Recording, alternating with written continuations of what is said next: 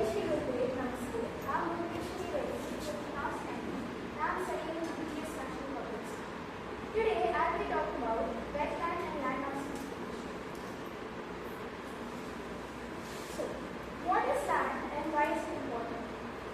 Land is a limited natural resource that supports all forms of life that we know today. How does it look like? Land provides plants with all the necessary nutrients it needs to grow and mature. It also sustains a microbiome. The microbiome is very important since it affects the carbon dioxide intake, which is crucial for photosynthesis of plants. What happens when you overuse it, and what is land overuse? When you cultivate the same piece of land repeatedly, the soil loses its fertility. That is called land overuse. So what happens when you overuse land? Since the land is infertile, the yield capacity becomes low. There is also a depletion of groundwater levels, and it becomes more prone to natural disasters such as droughts, floods, and landslides, as we know in the Guyana landscape. Today, I'll be telling you guys about sun-based farms. Sun-based farms is a project that is spanning over 150 acres. It is situated in Samarapallam, Hillary district of Delhi. It is surrounded by lush green trees and has an ecosystem of its own. This is a Google Earth mapping of sun-based farms, and the area covered in orange is the total area of the project. The project started out in 2017. The work which had to be done in this project created employment in the local area. This project is the deposition of 7 years of hard work. The founder of this project has done multiple projects similar to this due to his burning passion for the environment. Was it always like this? The answer is no. Sun-based farms wasn't always like this. The land was barren and wrong. There was no water source, the groundwater levels were very low, and there was no water storage. Degraded or non-fertile land? Yes, we in fact can restore degraded land by the processes of reforestation, soil conservation, and the protection of natural processes. It aims to enhance biodiversity, restore ecosystem services, and mitigate climate change impacts.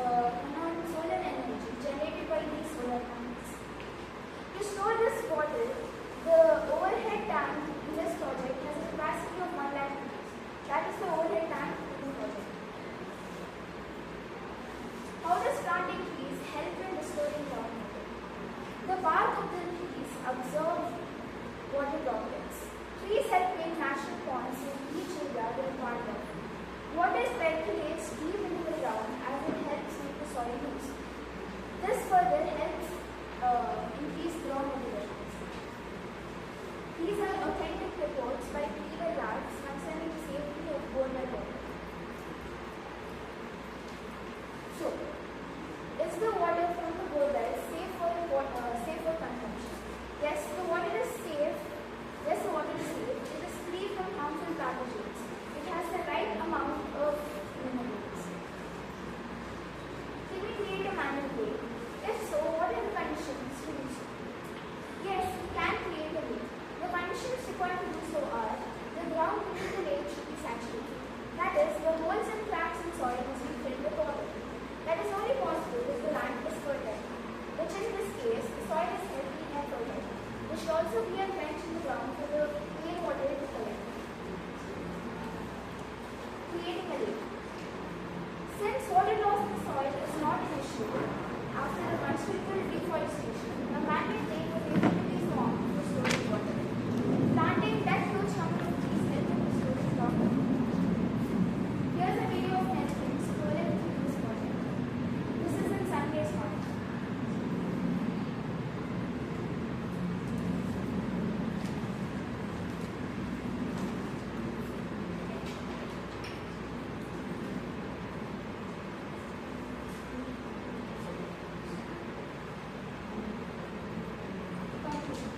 Land is a very important natural resource.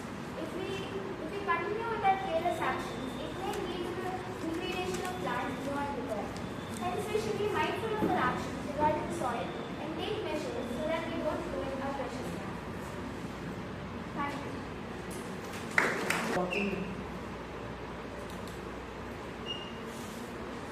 What's the takeaway from your project? What's the message that you wish to give to the audience from your project? The barren land was leaving the fertile land, but that is not always the case. Sometimes land is degraded beyond repair, so we should be mindful of their actions.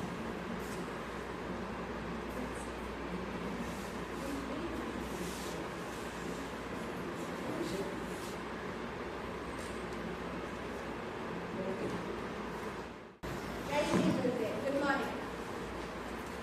My name is Mehmet and this is my friend Manish. The students of class 9G at BGS Hulimavu. Today we are honored to present our project, which we have named the IISC purification sponge.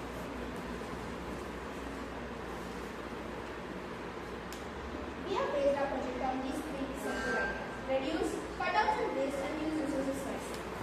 Use things more than once to avoid creating more waste.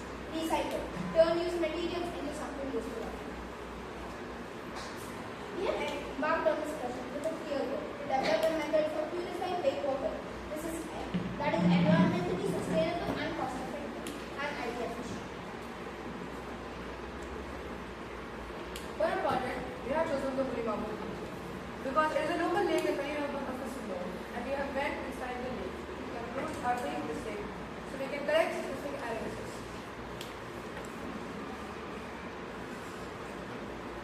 This here is a biological collection point, and we have started from the point E and we went inside to collect the water from the water collection site, which is located at the center of the Hulimavu lake.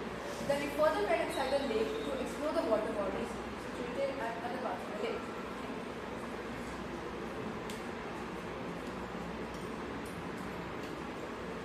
This is a photographic map.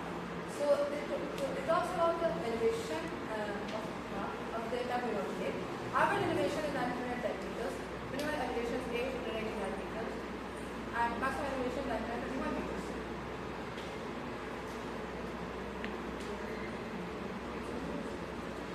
The tests we have conducted are water hardness, temperature, TDS, and pH. The materials we have used in this test are water hardness measuring strip, thermometer, DOD bottles, TDS, pH meter, medium, and gloves. The results of this formula: water hardness is 425 parts per million, temperature is 23 degrees, TDS is 329 parts per million, and pH is 12. There are many methods of water purification, but we chose the prominent and outstanding method called the Concob method of water purification. The Concob method based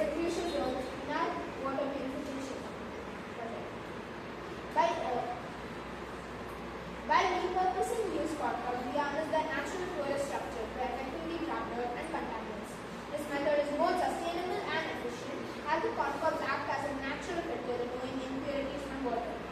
We have selected corncobs for our water filtration project due to their remarkable efficiency and cost effectiveness. Corncobs are eco-friendly, locally available, and possesses a porous structure that effectively traps impurities. Their high absorption capabilities, minimum maintenance, and mechanical strength makes them an ideal choice. Used corncobs are often discarded or burned, but this practice is problematic. Due to their heavy cellulose content, corncobs are not consumed by animals, and used corncobs take a lot of time to decompose. Used corncobs contribute to pollution when burned.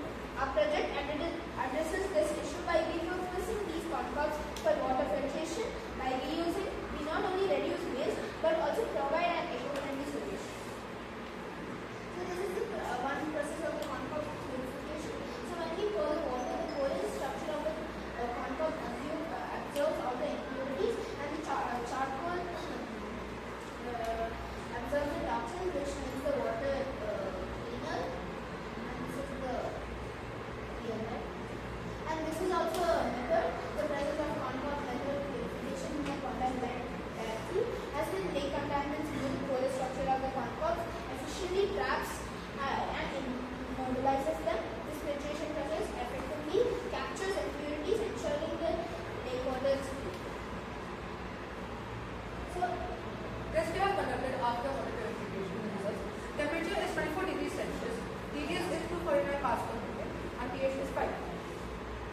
However, the water is still not fit for drinking, but it can be used for farming. With a further inspection, we have concluded that if the filtration system can be made better, the water can be made fit for drinking.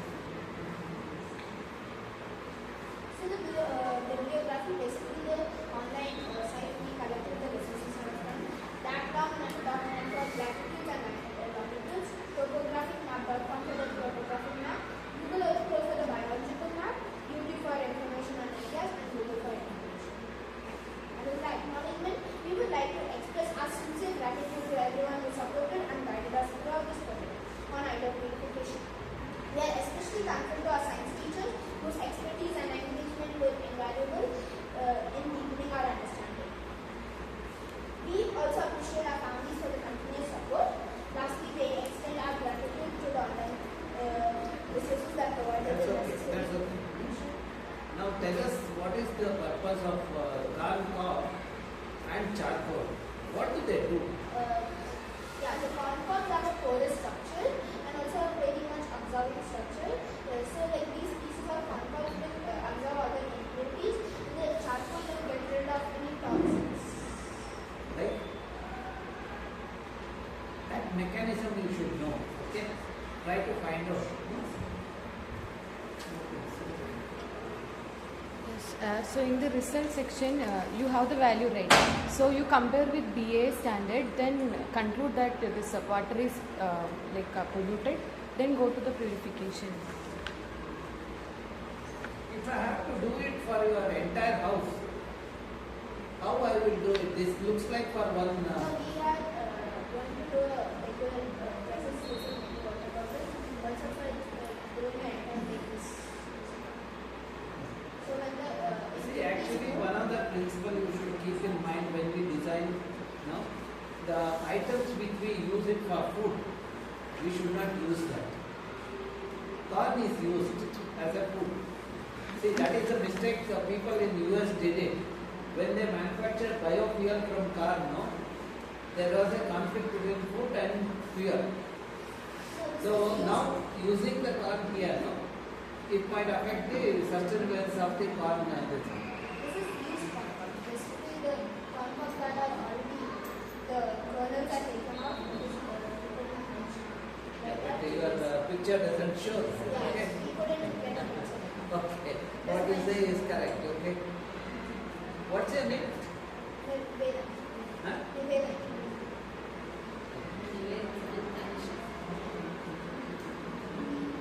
Your type of the thing is different. Testing water quality of Hulimavu lake and effect of water on flora and fauna. That was your title, no? change it. Huh? Yes.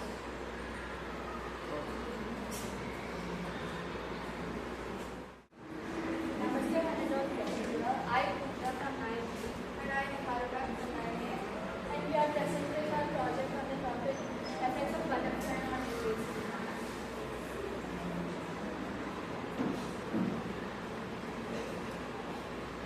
So we need what are butterflies and invasive plants to get an idea about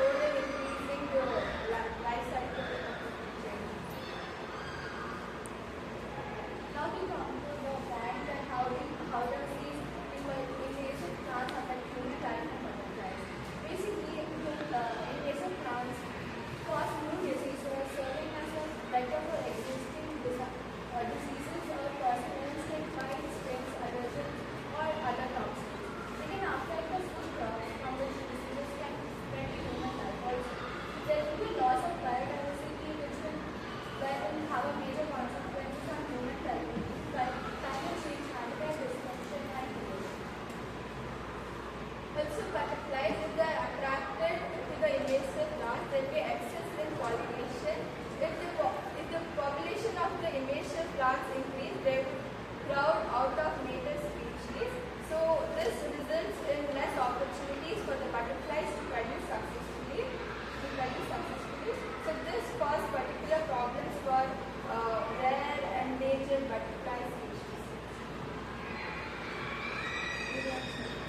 This was the area of survey. One was our school garden and our house farm. So this was the field work which was done in our school. And this was near our surrounding. We observed the butterfly, the invasive plant. Conclusion: we should plant more native species so that we can see more number of butterflies. Until and unless we know the plants, habitat or anything, we should not smell or eat or touch it because they can cause any other allergy or any stigma to us. We should keep our surroundings clean from the invasive or the host plants. Before buying the plant, we should know whether it can attract a butterfly or not. Or is it harmful for them or not? Thank you.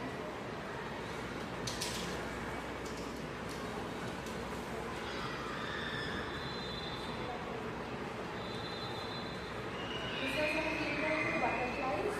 So usually this, I could see like more than 10 butterflies migrating. So this was in the early morning. It was in the early morning. So I could see like more than 10 to 15 butterflies migrating. And even in the summer afternoons, you could see. As I went to my native, it was actually 40 degrees in the afternoon. So there were many butterflies migrating from one place to another place. This was my native. The land was filled with so many invasive plants. After clearing the land, we could see it was just a plain ground with no fertile soil or anything.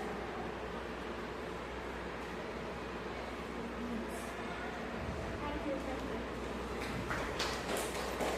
The invasive plants that you should have written about the plants, details about the plants. The species name, what kind of habitat that plant, what kind of temperature, what kind of nutrients. Second thing is when you said butterfly when it comes to any plant which has a flower and nectar, no? So they need, like they can attract to many colorful plants. Like But all only plants are colorful and bright. So there are few butterflies which only attract to few kinds of plants. No, that is where you should look at the chemical constituents of that plant, whether there is a repelling this one by the plant. That's where understanding the plant would be better. Okay. Then if you want to control how the pollination, you said the excess pollination. What is excess pollination means? So like when butterfly sit on invasive plants flower, they get more pollen grains. So from That happens with all the plants. Why excess pollination? the seeds of the invasive plants get dispersed by wind or water. So they get crowded in a particular region and they can destroy the other plants also. Mostly we could observe in invasive plants near our surroundings. Or is the number of flowers is higher in the invasive plant? Yes, sir. All those things you have to write about the plants, okay?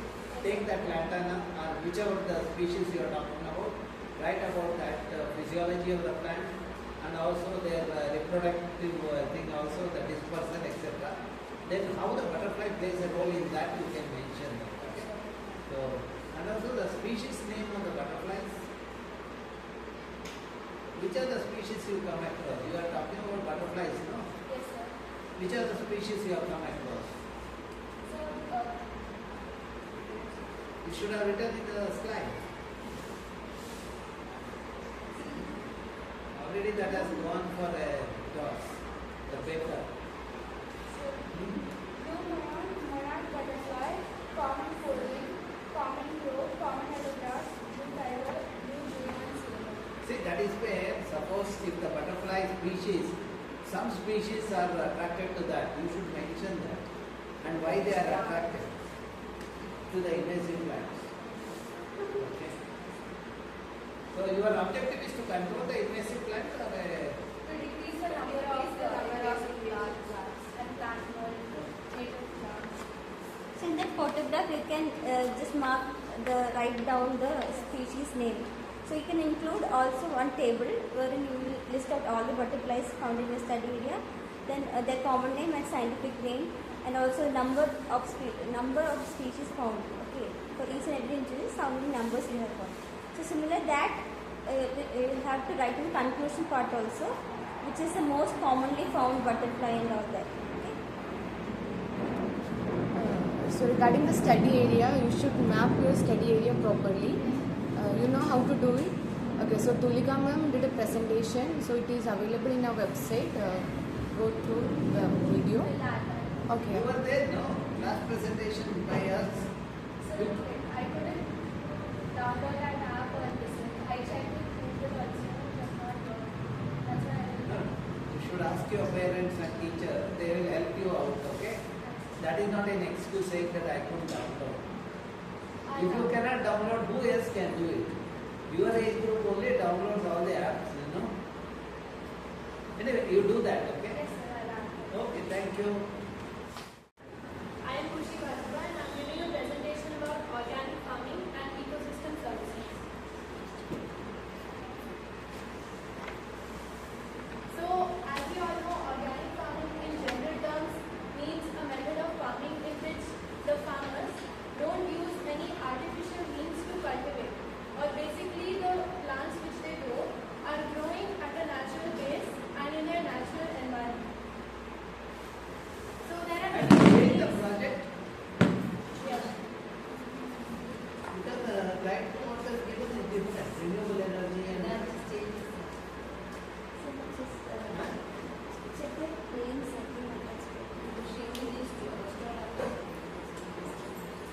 So there are many techniques which farmers use in general.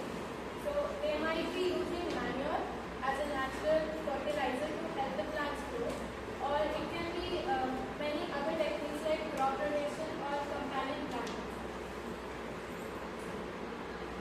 So the basic objective of my project is that I want to know the biomass of the plants which we have grown as a part of our organic farming session, and also I want to analyze how organic farming benefits human well-being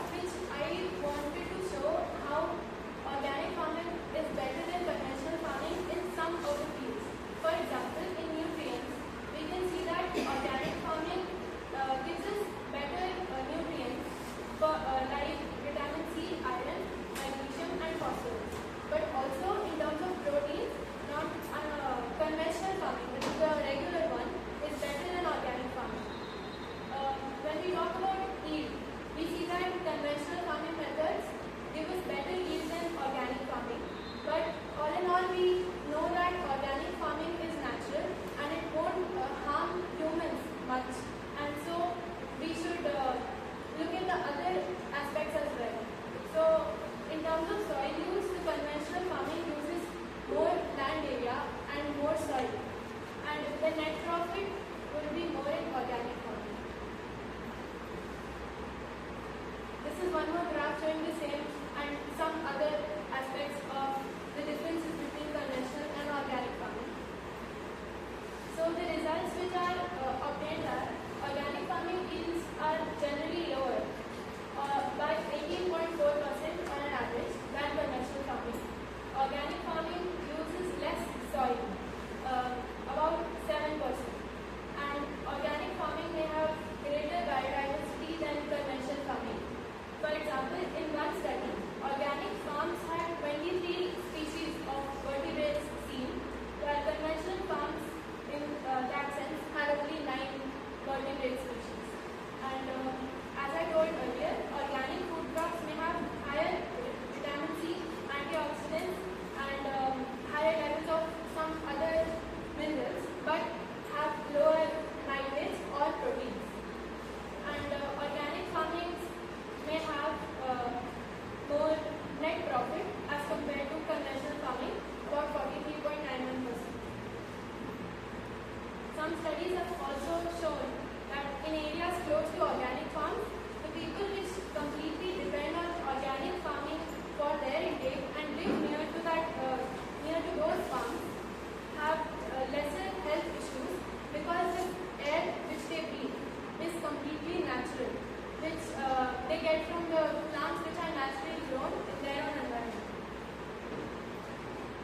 So as a conclusion, I can say that organic farming is better than conventional farming methods, and how much ever it is possible, we should prefer organic farming more than conventional farming methods. These were the references which I used.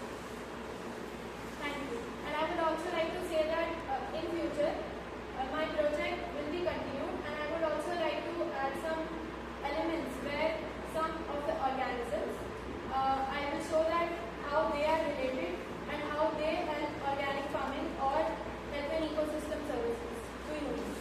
Thank you. How can you estimate vitamins and all those things?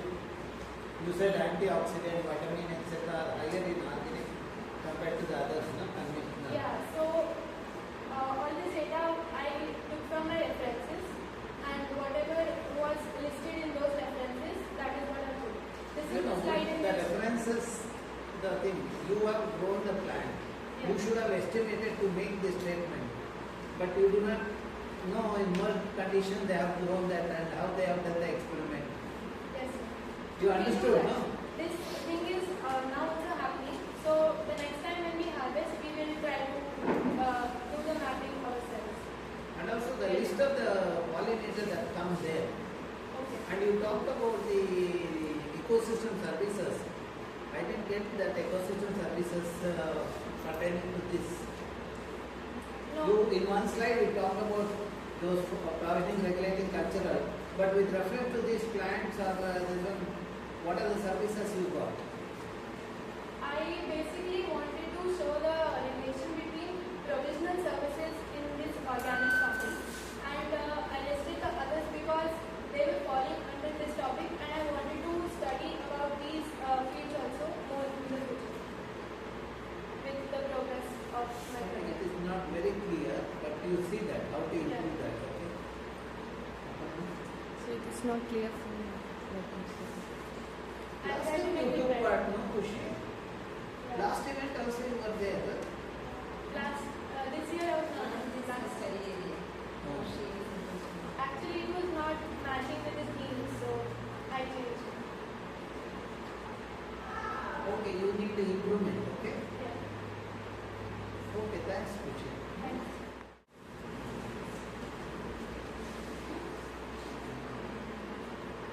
Jai Shri Gurudev, good afternoon, esteemed judges, teachers and participants. I, Tejas, along with my teammates, Ashar and Bihan of Class 10 heads representing BGS National Public School, stand before you to present an art topic documenting and evaluating biomass contribution of urban tea species. Urban vegetation includes urban vegetation plays a vital role in regulating microclimate, sequestering greenhouse gases, and aiding in water circulation. The World Health Organization recommends at least 9.5 meters square of green space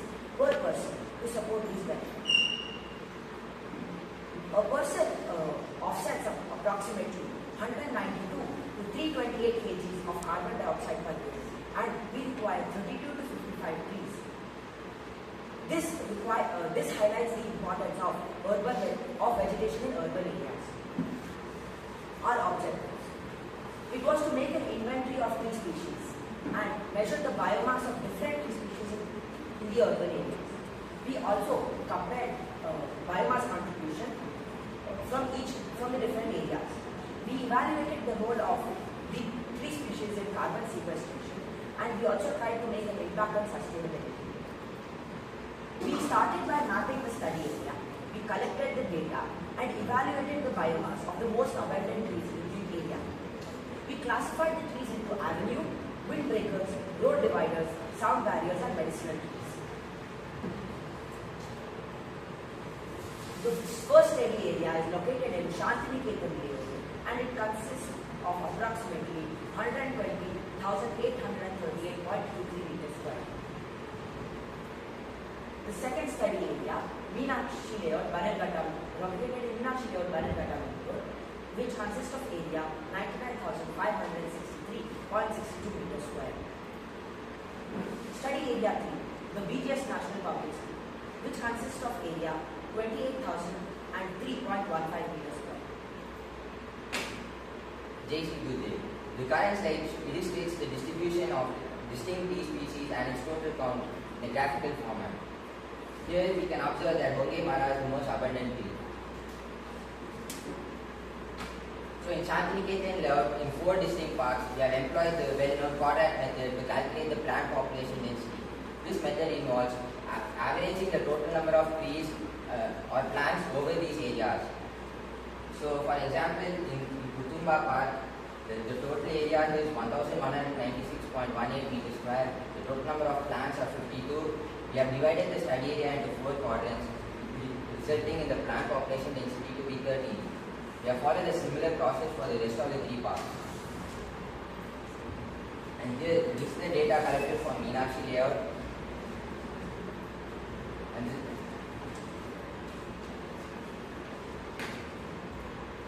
is for our school BGS National Public School.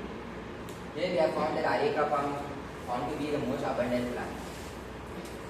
So after carefully observing our data, we have come to the conclusion that in Shantiniketan layout there are a total number of 352 trees, 30 distinct species, and some notable common tree species are Champaka, Badam, and Honge Mara. And in Meenakshi layout there were 499 total trees with 17 distinct tree species, and some common tree species are golden fig, Honge Mara, mango, and nilgiri. In BGS National Public School there are 177 trees. There are 27 distinct tree species, and the most common trees are Areca palm, Ashoka, and mango. Biomass. Tree biomass is basically the total mass of living material confined in a tree, which is stored in its trees, branches, roots, and leaves, and is usually measured as dry weight.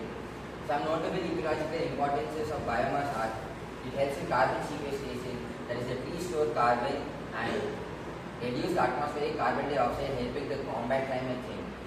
And it acts as an excellent energy source as it is renewable, and it reduces the reliance on fossil fuels.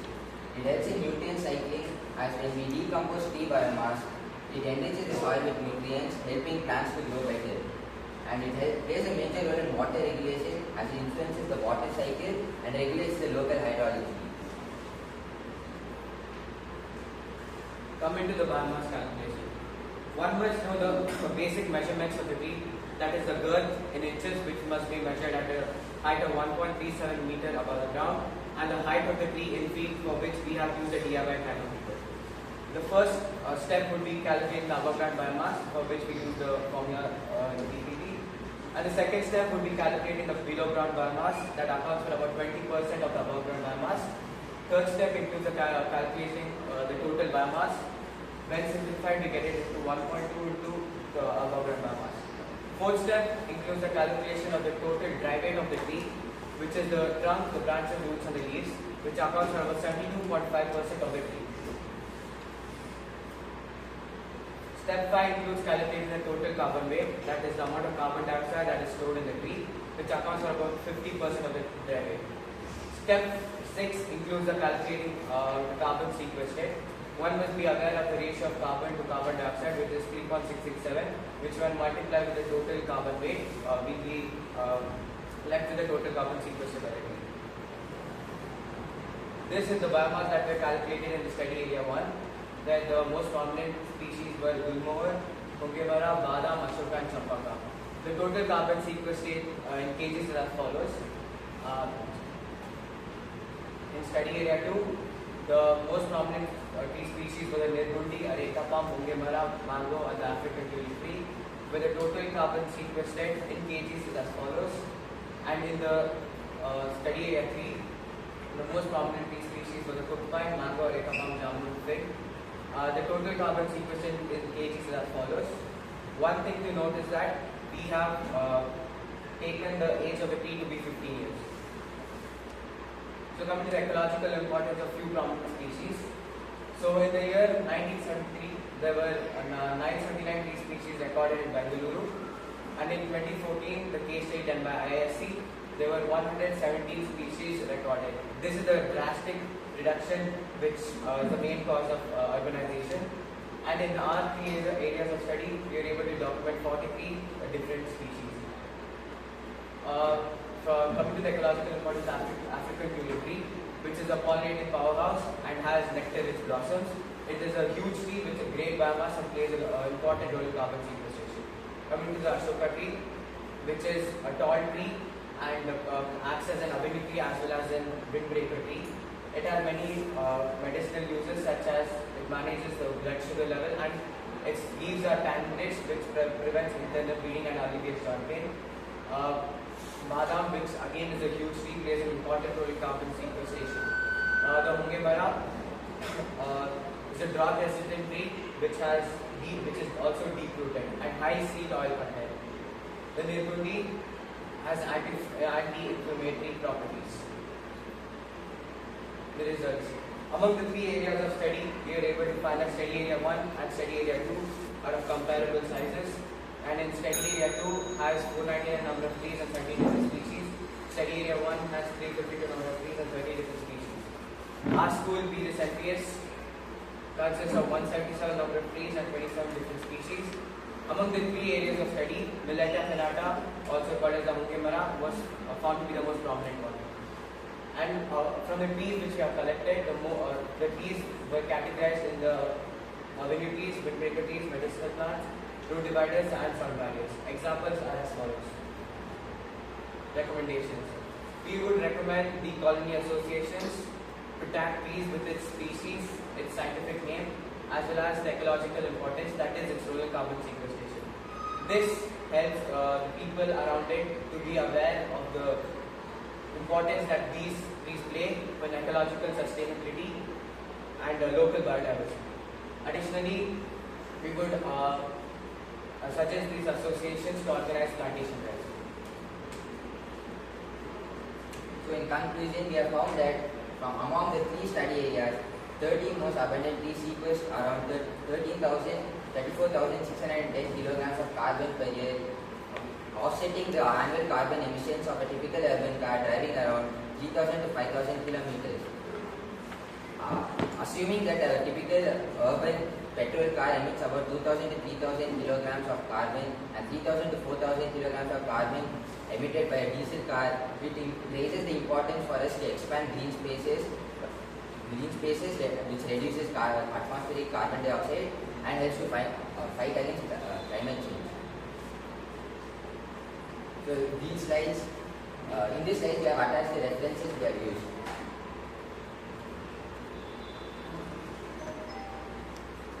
See, some of the plant name, the species name you have to put it. And you said, what is the species name? You check the name, just check the name. And you said the space required per person is 9.5 meters square. What is the basis for that? We have used the trees of Bengaluru. Huh? The trees of Bengaluru, the IISC. Correct, but you should also find out why. Yes, sir, we'll find. In the trees of Bangalore, we have written why. But why you miss that part? Okay. Okay.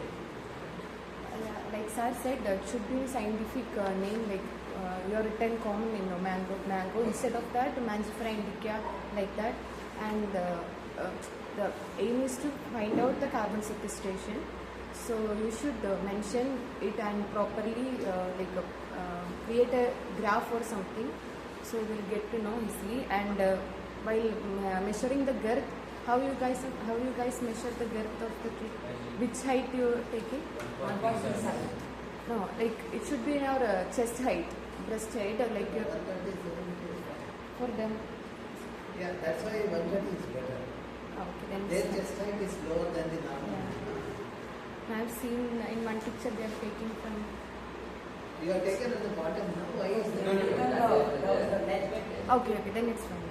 Then you guys shown table before showing the result section, the total carbon sequestration value. It should be after the result, no? Like in the result, only it should. You guys should show that. Like show the 20th slide. The result section starting from here, no? Before that, you guys like in materials method. After in between, you guys started talking about the result. So that table should come after this. And also you can put the map of the region, no? So with the species marked on that. Yeah, right. You know, we taught you how to do the mapping, no? That GPS camera and all, Tulika mentioned. No? Were you there in the first session when we conducted orientation program? Otherwise, the video is there. You can see the video and do it. We have in the lake page, no, there is a orientation program, videos are there. You can check that. Anyway, I will show that at the end of the session. They look bland. Okay, good effort. Good morning everyone. I am TVRAMACHANDRA from grade 11C of BGS National Public School, and my experiment involves analysis of the muscle tissue and the intestinal contents of 4 species of fish, that is the rohu, catla, Indian basa and the pomfret fish, to determine how safe they are to consume. How I started off with my experiment was asking questions to fishermen and fish sellers around 2 areas near my house, the Hulimavu area and the surroundings of the Arakere Lake. And I asked the fishermen and fish sellers questions as to what species of fish was, what were they selling the most, what age groups of people preferred which kind of fish. So after that, I understood that the Indian basa, pomfret, rohu and catla were the most popular consumed fish around these areas. And I aim to analyze the following parameters. I want to determine heavy metal contamination in the fish tissue, pesticide residues, the levels of ammonia, and for analysis of the general well-being of the fish, the pH of its intestinal contents, and the biomass of the intestinal contents. So these are maps of the area surveyed. The first area that I surveyed was the Bego Lake, and the second is the Arakere. These are some general features about the 4 fish that I'm going to perform my experiments on. First is the Indian basa. The Indian basa is native to mainland Southeast Asia, and it thrives in freshwater environments of North, Central and Eastern India. The appearance: the basa has a silver grey body with a slightly flattened head and a broad rounded tail. The basa is omnivorous in nature. It primarily consumes plant material, small fish and other aquatic insects. Economic importance: this species is significant in aquaculture. It is widely found for export from India due to its affordability and its high demand in international markets, particularly in the United States. Notable contaminants found in the basa in India include heavy metals such as cadmium and mercury, and pesticide residues such as those of carbamates and organophosphates. Next is the rohu. The rohu thrives in freshwater environments, and it is native to India. It has a deep elongated body with a distinctive olive green back and silvery scales on its body. It is entirely herbivorous. It consumes plant material, algae and organic detritus. Its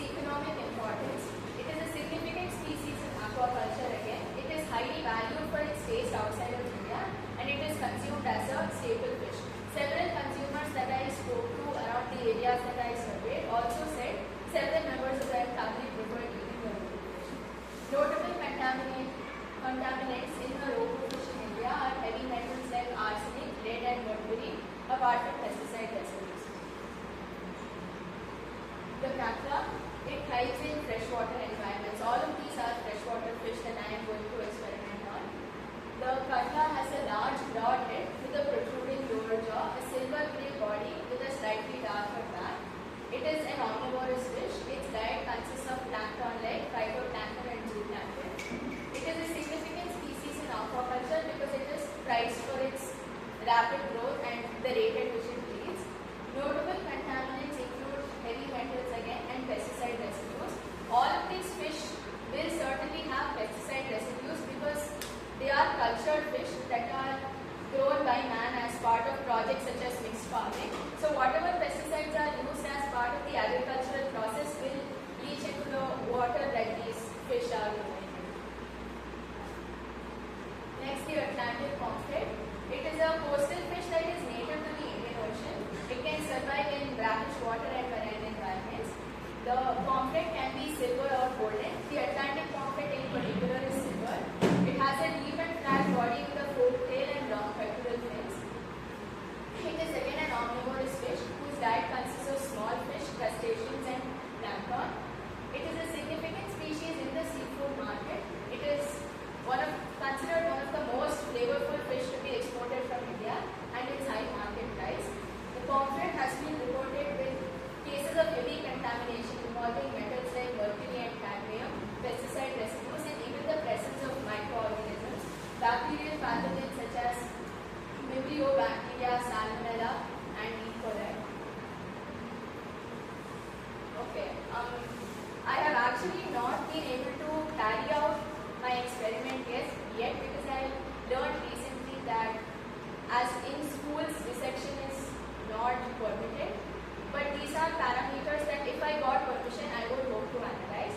So my experiment will involve detecting the presence of pesticide residues such as those of carbonates and organophosphates, estimating the kind of microbial population in the intestinal contents, the pH of the intestinal contents, to determine the concentration of heavy metals by observing the tissue of the fish, the ammonia concentration and the biomass of the intestinal contents.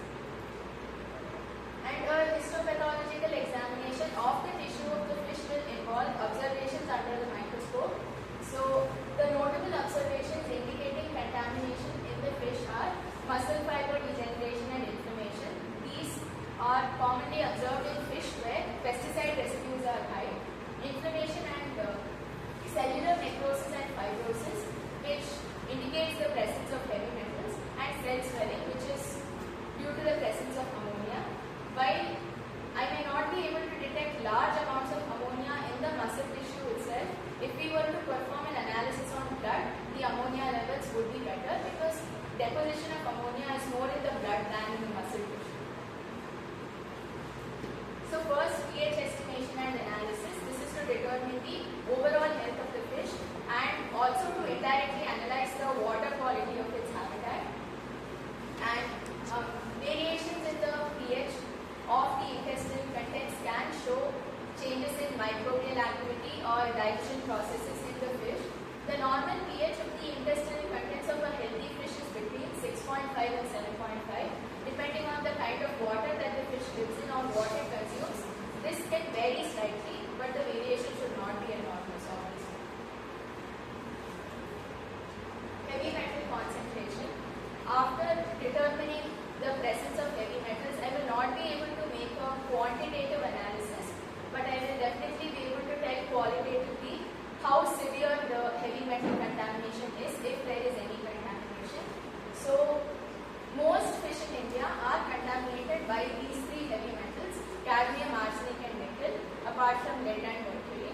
So, these are color comparison charts that we can use to analyze qualitatively the amount of heavy metal deposits present in the fish. Next, ammonia concentration. As I said, if I perform the test on blood, we would get a better idea of the concentration of ammonia in the fish. We would also be able to determine how polluted the the water that the fish lives in is. That is the main purpose of testing of it. And next is biomass estimation. Biomass estimation again is an indicator of the overall general health of the fish.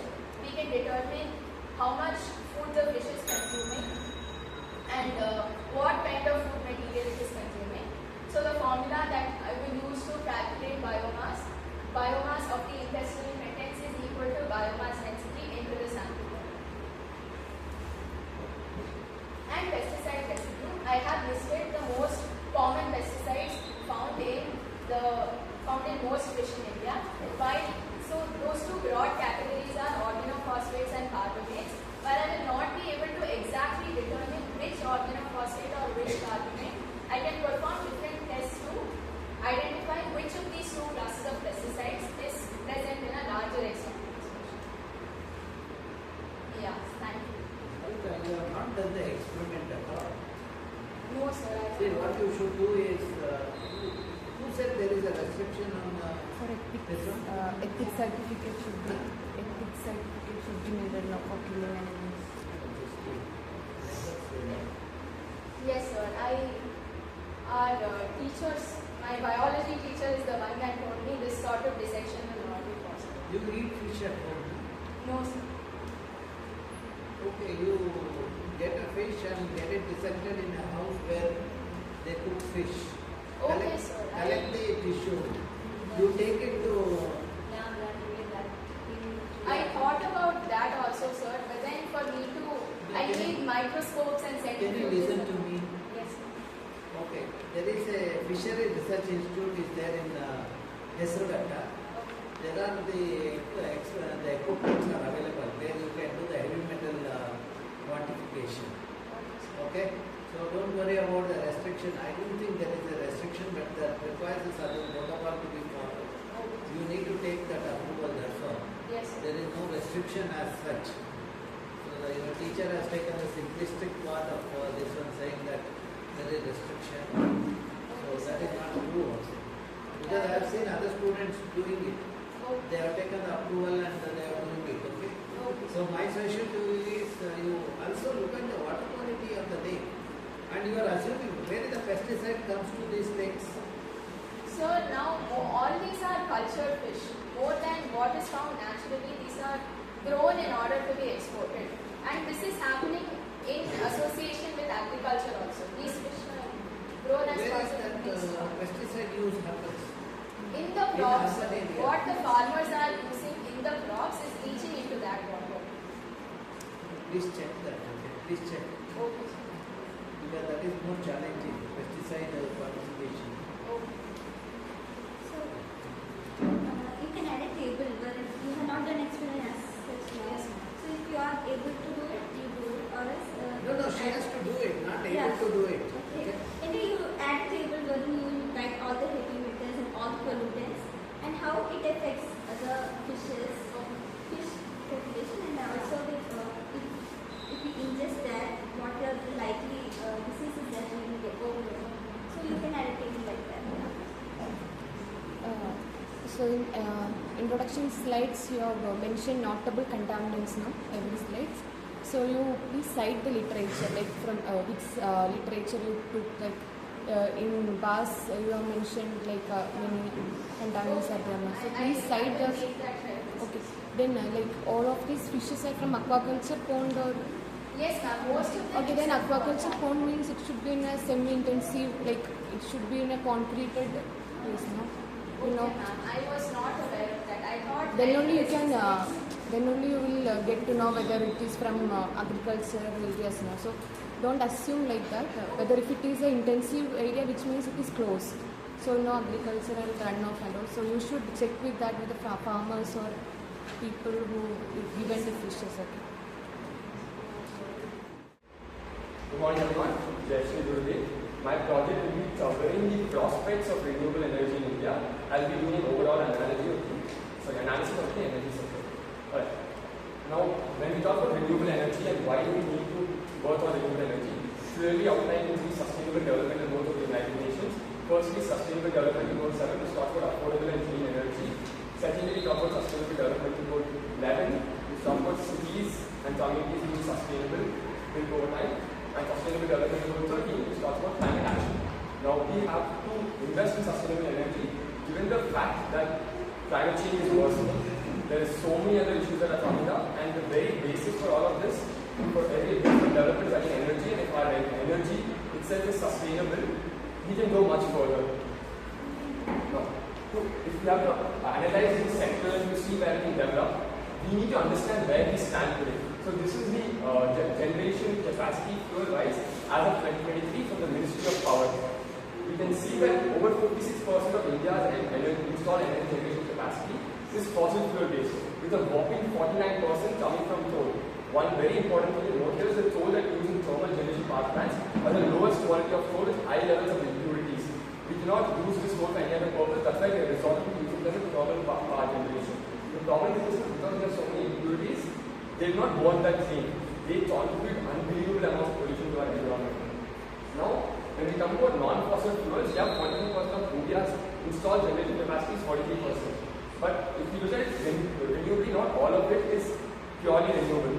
When you have energy sources like nuclear energy, is a very, very minute part. Only 6,780 megawatts of India's installed generation capacity.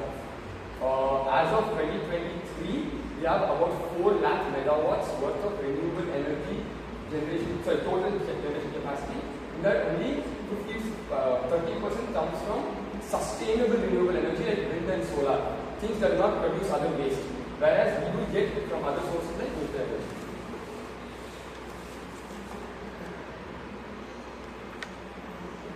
Right. So now I would like to talk about the generation. Now when we talk about renewable energy, it's very easy to look at where we stand today, the energy sector today, and predict from there. But the problem is the demand for energy is ever growing. It never actually stops. Here we look at the national power supply over the past decade, where you can see India has always been in an energy deficit. Our country has always needed energy. In 2009-2010, in the financial year, there was an energy deficit of about 10%. But in recent times, that's 2024, which is the provisional data based on the first 6 months, our energy deficit is minus 0.2%. While we are still in a deficit, we are working towards moving to an energy surplus. So the important thing we need to remember here is just because we are set and we are almost reached a surplus doesn't mean we have enough. India's economy is growing. We are a developing nation. Because it is growing, we will need more amounts of energy in the future. So if we can make sure that the energy capacity that we are building is renewable, it will be much better for our future. It will help us in the long term. Now again, this is the same point I would like to re-emphasize through a graph. India's energy generation has been increasing. The previous point that I talked about was the generation capacity. This is the generation in reality in billions of units. Where you can see a steady trend upwards. Now the generation growth percentage has been phenomenal in the last 2 years, being about 7%. And when we look at that and compare renewable energy in India, we can see an upward trend where we are continuously investing in renewable energy. But with the predicted growth of the Indian economy and how much energy we will need, this is nowhere near enough to keep up with it. So I will be analyzing 2 main sectors of renewable energy in my presentation. The first one being solar energy. So solar energy, of all the renewable energy in India, more than 50% of it comes from solar. We as a nation have heavily invested in solar energy, specifically through a project known as the National Solar Mission, which is a Union government project which helps in the investment, subsidies, development, research of solar energy. And as of the latest 2023, we crossed over 80,000 in 2023. That's the megawatt hours, and our solar energy has increased 30 times over the last 9 years. The second thing I'd like to talk about is biofuel-based energy. So, to work on biofuel-based energy, the Indian government implemented the national policy on biofuels, which aims to have 20% ethanol blending in petrol. Now, the biofuel I'm talking about, this will genuinely reduce the amount of carbon emissions in the economy, as biofuel produces less carbon emissions, and secondly, it does not contribute as much to the environment during the production phase as other fuels. Now, there are a couple of problems that we face when we adopt renewable energy on a massive scale. The first one is the intermittent nature of it. It's not always going to be sunny. During winter times, where will we get our energy? We need to start storing our energy. Furthermore, if we can produce solar energy in places where there is a lot of sunlight, like in South India, or we don't transport them to places like Leh, Ladakh, where sunlight is not that high, that has not that much scope for implementing solar energy. This is why we need to invest heavily in grid infrastructure and things like flow batteries so we can sustainably store this energy when we need them. Second is high investment. Renewable energy needs much more capital while we are initially investing as compared to other sources of energy and market volatility. So in recent times, the renewable energy market post the pandemic has been very fluctuating. Therefore, there's been a lack of investor confidence, and there's always been an inconsistent policy with renewable energy policies changing when the governments change. Now, India's transition is already underway. We have, like I mentioned, over the past 9 years, we have increased our solar energy production capability by 30%. In COP 2026, that is under the UNFCCC, which is the United Nations Framework for Climate Change. We committed that we will achieve 500 gigawatts of non-fuel electricity. We currently stand fourth globally as per the REN21 report. Now we will talk about India's transition. We saw the highest transition in the year 2022, 2 years ago, where 9.80% of energy additions were renewable energy based. And as the International Energy Agency's director, Birol said, transition to clean energy is happening worldwide and it's unstoppable. It's not a question of which, it's a matter of how soon. It's a question of how soon. The cost of India's transition. Transitioning from one energy source that has been dominating our energy sector for decades to renewable energy is not something that can happen overnight. It's not something that will be cheap. According to multiple think tanks, the estimated figure is around $300 billion, with the most consistent number being around $290 billion for how much India will need to convert completely to meet its energy predicted goals of 2030. To reach net zero emissions by 2070, we need to invest $170 billion per year. That is $170 billion per year to ensure that this does not go haywire. This long-term capital is one of the biggest challenges that we face to switching to renewable energy. Now the government is working on this. I would like to point out 4 main steps that I personally think are the most important. First, national policy on biofuel. As I mentioned, by 2030 we are aiming to have 20% of ethanol blend in petrol. So how do we do this? Through things like wheat, brothelize, etc. We use these to produce biofuel and we blend them with our regular fuel, which will help us achieve the sustainability. We also talked about National Solar Mission, which is to help develop the solar industry in India. The renewable purchase obligations, which makes it mandatory for companies to ensure that some amount of renewable energy is involved in energy share, as I said, and net metering that we can sell back to the grid. I've done a case study on the Hulimavu solar project in Tamil Nadu, which is the largest solar project in India. There are a lot of things like it was constructed in a record time of 8 months, and about 1.5, it's able to power 1.5 lakh houses. We were able to develop a lot of systems based on this. It's become a case study for the government itself, where it's carrying out further experiments. But some of the things we can work on to make sure that we can fix it and make it better next time is to ensure that there's no displacement of local flora and fauna which happened at this particular project. Now, I carried out a survey poll because this is for the future. We need to ensure that we need to understand what the youth are thinking.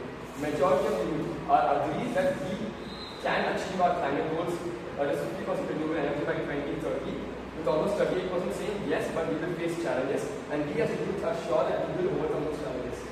And majority of the respondents in the survey agree that it is possible and it is valuable that we invest in the economy, and it will positively contribute to our economy in the long run. Therefore, since we can see that the youth are agreeing with it, I don't see any hindrance in the fact that we have to wait. I believe we can go ahead. In conclusion, renewable energy, there will be challenges while we are implementing it.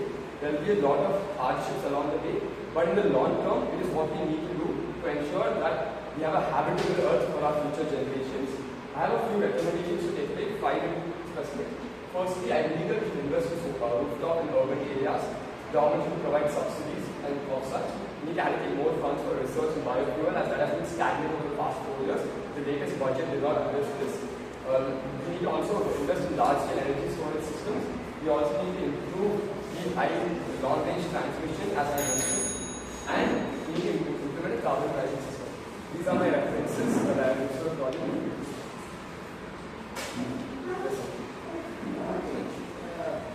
You could have done some analysis, comparative analysis of some household or institution where already solar energy is implemented. Yes, sir. before implementing the solar energy, what was the energy consumption and how much they were paying, and after the renewable energy this one, what is the cost has come down. That's that one thing. Second thing is, in your institution, I didn't see the solar. So we have solar on the roof in the main building, sir. Solar. We have solar panels on the roof in the main building. Yeah, then you can write that thing. What is the thing? What was the benefit of that? Yes, Whether sir. it means how to say. Today we had a seminar. There is no electricity in the morning. We were delayed. Yes, sir. So now this building has the power problem. How to improve that suggestion you can give? Yes, sir. Okay, can you do those things and I can add both of them, sir. Yes, sir. what is the electricity demand of this building and what should be the solar panel and what is the benefit? Yes, sir. Then you can convince your authorities to implement it. So that is your success, okay? Yes, sir. What is there, you can do a comparative assessment. Yes, sir. Comparative assessment and this one. Yes, sir. And the source you are not returning. Another thing, you give the energy consumption, no? Yes, sir. The source are all given in API format at the end. No, that electricity, that share of energy, no, from Yes, sir. various sources. Ministry of Power. No, listen to me. Whether it's India or Karnataka level, you have not mentioned. Okay, sir. It's the India level, sir. where you say 235. Yes, sir. India level, sir. That is India level. That you have to write in the title, okay? Okay, sir. Yes, sir. I'll mention that, sir. Thank you, sir. Thank you. This is a good one. But only thing is you have good in compiling the information. But we don't know what is your capability. Yes, sir. That So, is where you do this analysis. yes, sir. And design a solar thing for this building. And this one you can tell how it will help. Yes, sir. Then you can tell the administration also. That Swamiji you can tell. Yes, sir. I will also tell him, okay? Yes, sir. Thank you, sir. Namaste and Jai Shri Gule. I am Abhinav Jayad of BGS Public School studying in grade 8. Today I will be presenting on the effects of modern day weather on exotic species of butterflies. In this project I will be speaking about the objectives of this project, introduction, the methods that I have chosen to get the data for this project, affects exotic and endangered species of butterflies, modern day weather and how it affects these species of butterflies, sustenance of these butterflies, and then I will be concluding my presentation. Objectives. My objectives for this project are to study the different species of butterflies and what role do they play in our ecosystem, study the climate change and its effects on these butterflies, to assist in the preservation of these butterflies and the promotion of biodiversity, and to spread awareness about butterflies and their plants to not only my neighborhood but my classroom and also to the new members of the Bangalore Butterfly Club. Introduction. My project is about the climate change and how it affects butterflies. I have researched different species of butterflies to find what role they play in our environment. Then I looked at the current climate changes on their impact on modern day weather and butterflies. My goal is to encourage biodiversity by protecting butterfly species and reducing the effects of climate change on them. Introduction on butterflies. Butterflies are winged insects which are usually characterized by their brightly colored wings. They have a 4-stage life cycle. The egg, the larva, which also has 4 stages, the feeding, the non-feeding, the pre-pupal and the pupal stages. Then comes the pupa and finally the adult butterfly. Methods of my study. These are the following methods I have used to gain data and the knowledge for this project. Field survey. Since last year September, I have been studying on a few species of butterflies in my neighborhood, around my house, and also in the JPRF and Kalkare forest ranges, including Jalbare. Data collection, primary data is collected from the field surveys, and analyzing climate changes comes from various sources, including my observations. Conservation planning, promotion of biodiversity through butterfly conservation, and creating public awareness of the diverse effects of climate change. Identification of butterfly species. Since last year, when I was doing some research, these are a few things that I found about migrating species of butterflies. Butterflies usually migrate so they can find food, shelter, and a suitable breeding ground. Some commonly found butterflies migrating to Bangalore during monsoon season are the dark blue tiger, which migrates from the eastern Ghats to the western Ghats during October and November. The common crow and double-banded crow, which migrates from the western Ghats to the eastern Ghats in October and December. Then the common norman, which migrates from the southern plains to the Sayagri hills between October and December. Some observations that I have made while I was doing some research are, it is observed that the migration of crows and tigers during this year is happening earlier than usual. This is due to the heavy rains experienced in the western Ghats due to the northeast southwest winds. This might result in some groups of butterflies taking advantage of the pre-flaps in rain so that they can get back to their respective homes. But if the southwest winds return before the butterflies can make it back to their respective homes, then it might lead to them affecting their migration and the groups dying out. This could also lead to the grouping of quite a few species of butterflies in one place due to availability of common host plants. Exotic and endangered species of butterflies. Some reasons for few species of butterflies to be called as exotic or endangered are the reduction of overall population through climate change,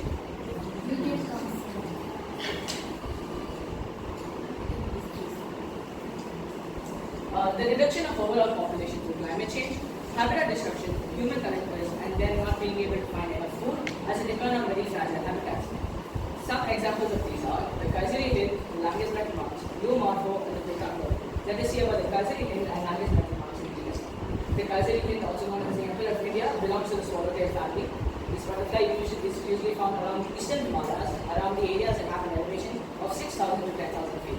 Its host plants include Magnolia campbelli and it has a strong and fast ride and has a treetop range in the presence of daylight. Some characteristics of this butterfly include its 90 to 120 millimeter wingspan and a broad, deep evergreen forest which it confers as its habitat. The Langes Metal Marsh is a butterfly associated with the Antioch Dunes. Though now due to habitat destruction, they can only be found in the Antioch Dunes National Wildlife Reserve. This butterfly mainly depends on naked stem buckwheat, which is also the primary source of nectar for the other butterflies. Some characteristics are the 25 millimeter or 1.5 inch wingspan and its coloring on the forewing, which is brown and orange with white or metallic spots. And the hindwing is a grey and brown pattern, which also serves as a camouflage on buckwheat products. Climate change. The following are the impacts of climate change on modern day weather. Heat waves, now more common and powerful, are causing more damage to the fragile habitats of butterflies. Harder storms and heavy rainfall can not only affect the migration but can also lead to the drowning and killing of a few of eggs and larvae laid by the butterfly. Droughts now starting to affect the fragile habitats due to its longer and severe. Melting glaciers and rising sea levels leads to the shift in weather patterns, which makes more unpredictable natural events and the old weather patterns making them undeniable. Urban heat islands now are affecting the migration and the timing hatching of butterflies. These impacts of butterfly in the following way. Habitat destruction. Harder storms and heavy rainfall are starting to damage the very fragile habitats that a few butterflies depend on, leading them to either die out or becoming extinct. Life cycle mismatches. Due to the urban heat islands and shifting weather patterns, a few butterflies are not able to hatch in time. This leaves the butterflies not being able to find enough food so that they can grow up and survive. How can we sustain these butterflies? Butterflies are not only essential for our visual satisfaction, but they are also essential for our survival in many ways, as they pollinate our gardens and help produce more plants, and they indicate a good environment and activity. They also give us visual satisfaction. This is not only a duty to protect the butterflies, but it is also their habitat. We can do these by reducing the overuse of fossil fuels, stopping the pollution of natural habitat, stopping deforestation in the higher scales, planting more host plants, and not killing or capturing these butterflies for scientific experiments or for showcasing. Conclusion. This study shows the results of boosted biodiversity by protecting butterflies. Through increased public awareness and planting of host plants, I found a 10 to 12% increase in locally found butterfly species. This positive trend underscores the effectiveness of conservation strategy and community engagement. Creating awareness and planting host plants has not only led to the increase in number of butterflies, but it has also led to the rediscovery of rare species of butterflies, such as the yam fly, which has been sighted in Alkirasis last year, which was not sighted in Bangalore and Goa. Then the Punjab silver eye, which is a new species discovered after 13 years after its sighting. My findings highlight the role of ongoing conservation initiatives in maintaining ecological health. I would like to take a pledge to protect these butterflies. I honestly pledge to do my utmost to protect both the natural habitats of butterflies and butterflies.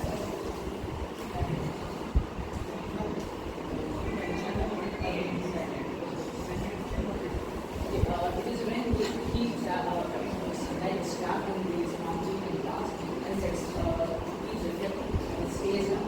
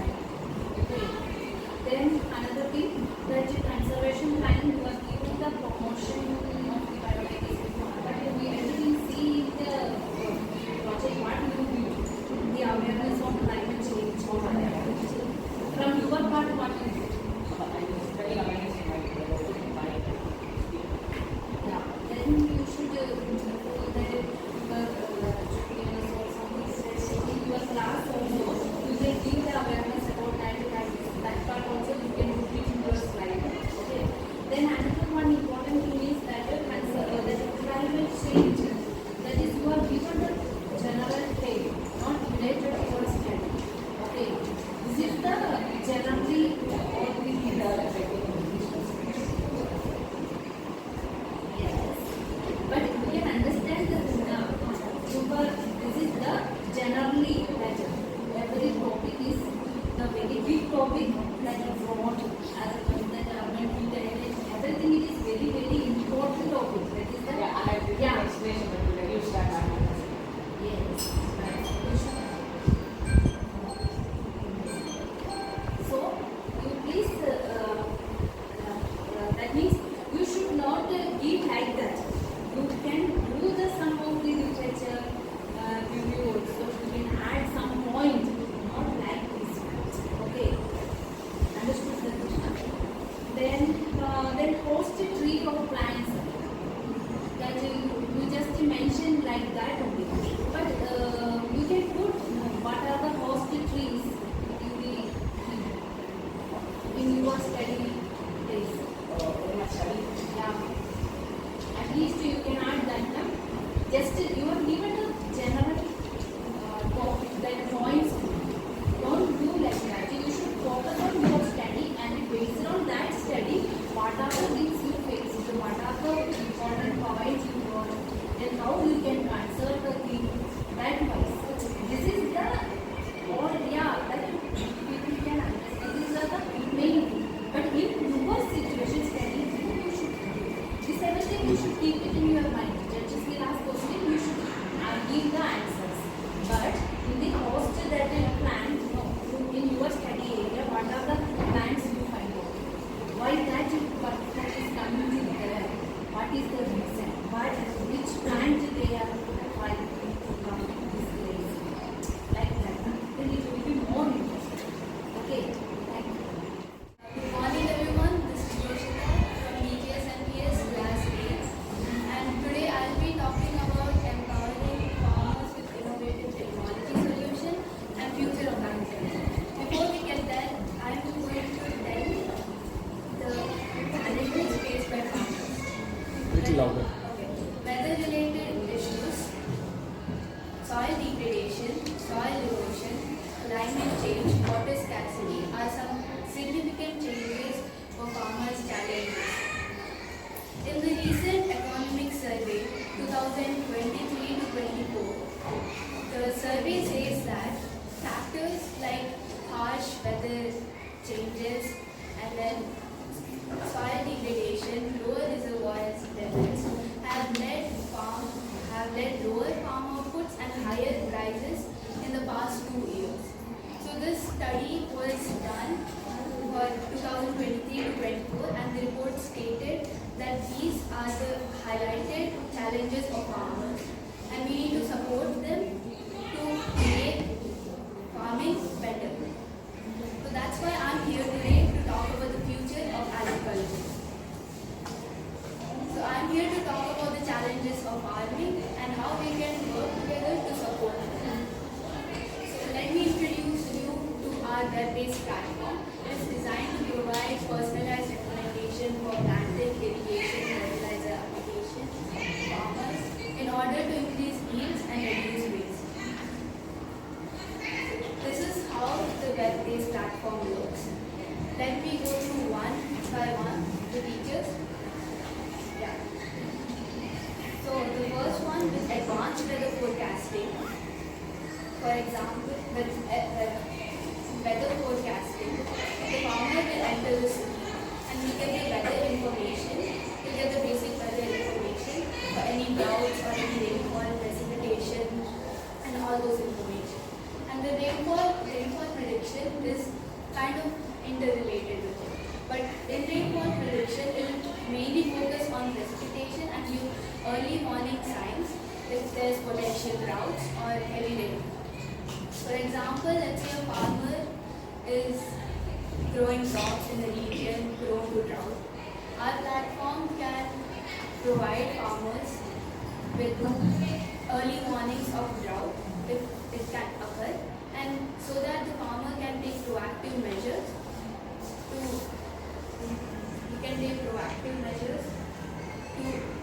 adjust irrigation schedule accordingly.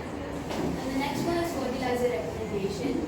So the farmer enters the soil type, and after he enters, the platform analyzes the soil type, and based on the soil type, it will provide farmers with what nutrient is required for the soil type, mostly the NPK value.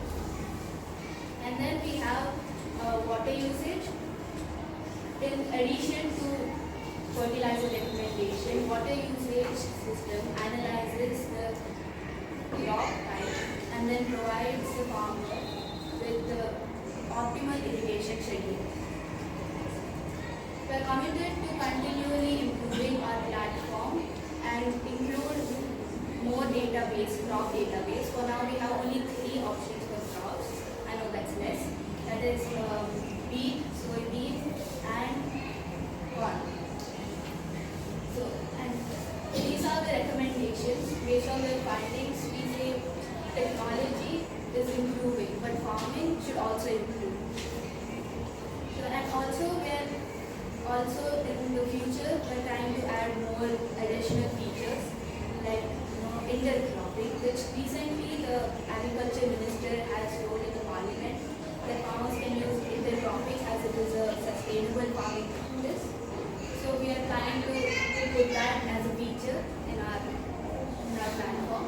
And recently we've also added another feature which is called the crop management dashboard, where the farmer can monitor his crop's growth, health and needs.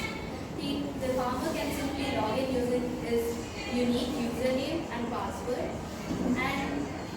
and he can monitor his crop's growth and health. And the security system just adds another layer of security. It allows that no unauthorized person will enter into the personalized data. Yeah.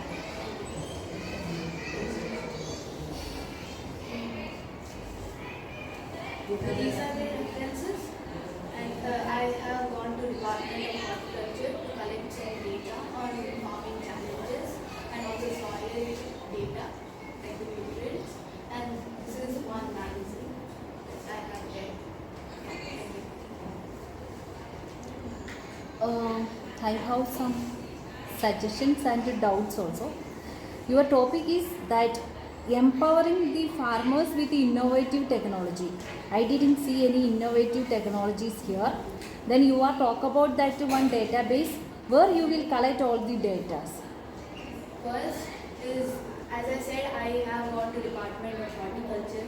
You can understand in nowadays in our agriculture department and horticulture department is very updated. Okay, so at least you can give without telling what is the condition, why you wanted to do this database. That is, it is missing here. Okay, here where which particular area you wanted to do this one, that is also is missing. That is, there is a drought problem is there, or in soil quality problems are there, or any other water pollution problems are there. That nothing it is there. You are telling like that is just you can give the soil type, you can give the fertilizer, this rainfall, this one, everything it will be now in the availability, that database, everything it will be there. That we can weathercast, we can check it, then we can understand today it's sunny day, today it's a rainy day, everything we can get within the seconds, that data. So here in the you are based on your topic, I didn't see which issue, what are the problems that facing, which area you wanted to focus, everything it is missing. In simple, you didn't explain what is the need of your app. I believe I mentioned that earlier, the challenges for farmers. So I thought. No. Okay, first thing, you have more? You can tell me. Okay. See, like she mentioned, you cannot talk farming in general, because even if you take just India, the geography of India is very different, right? So you have to choose a study area, first thing. understand what is happening in that sector, in that area, what type of crops are growing, what season they are growing, then how they are growing it, what technologies they are currently using it, and then tell me what are the gaps in the current method that is being followed. Understood? Once you tell the gaps, you tell how your app is going to fill those gaps. Oh, okay, I understand. So basically, we will in future we will try to apply. I mean, go to a group of farmers and then pilot this program with them so that we can evaluate its impact. And then, as you said, that's it. When you did all this research, do you know in Karnataka there is something called KVK, not the school, Krishi Vignana Kendra.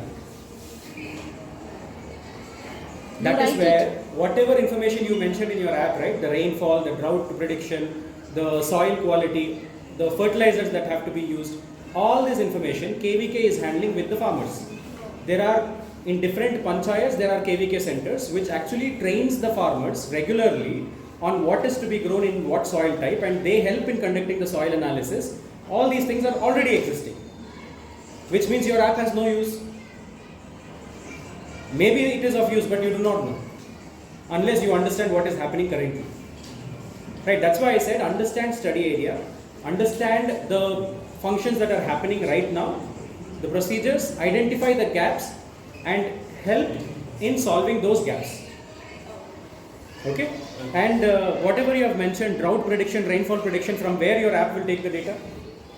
There's a website called Open Weather Map, Okay. which collects data from all the weather stations. And it, So what is stopping farmers to directly access it? Why do they have to come to your app of knowledge. or the technology? Because hardly farmers use smartphones. They have basic phones still. If you go to the rural side. So how your app is going to be functional there when they don't have the device? It's not like they can't be trained. They can be trained to use our app. Will you give them smartphones? No, but everyone. So that is also a challenge. Yes. Right? So That's how? the limitation of our app. Exactly. So think of all these aspects and see how it is going to be useful. Yes. Okay? So, Namaste and Nishigade for an present here. My name is Ethan Chesson and I'll be presenting on the topic non-wastage of water using sprinkler system and saving of both farmers' time and labor.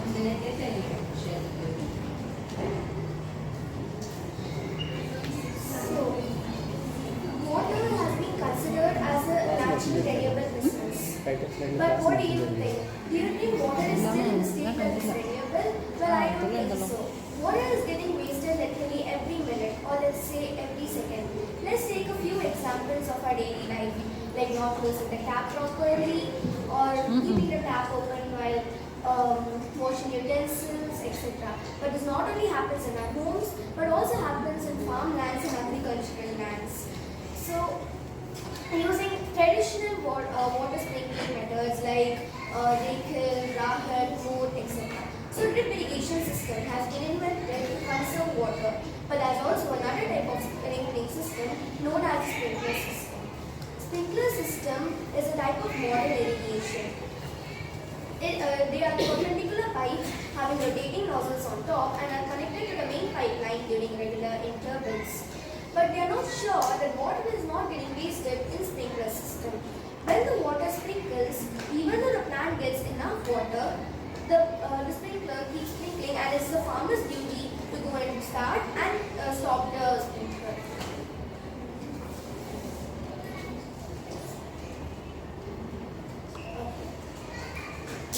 So, we have made a small project to show you how this works. So there are two types of sensors and a buzzer. The first sensor senses if the plant is dry and alerts the buzzer. When the buzzer starts beeping, the sprinkler system starts sprinkling.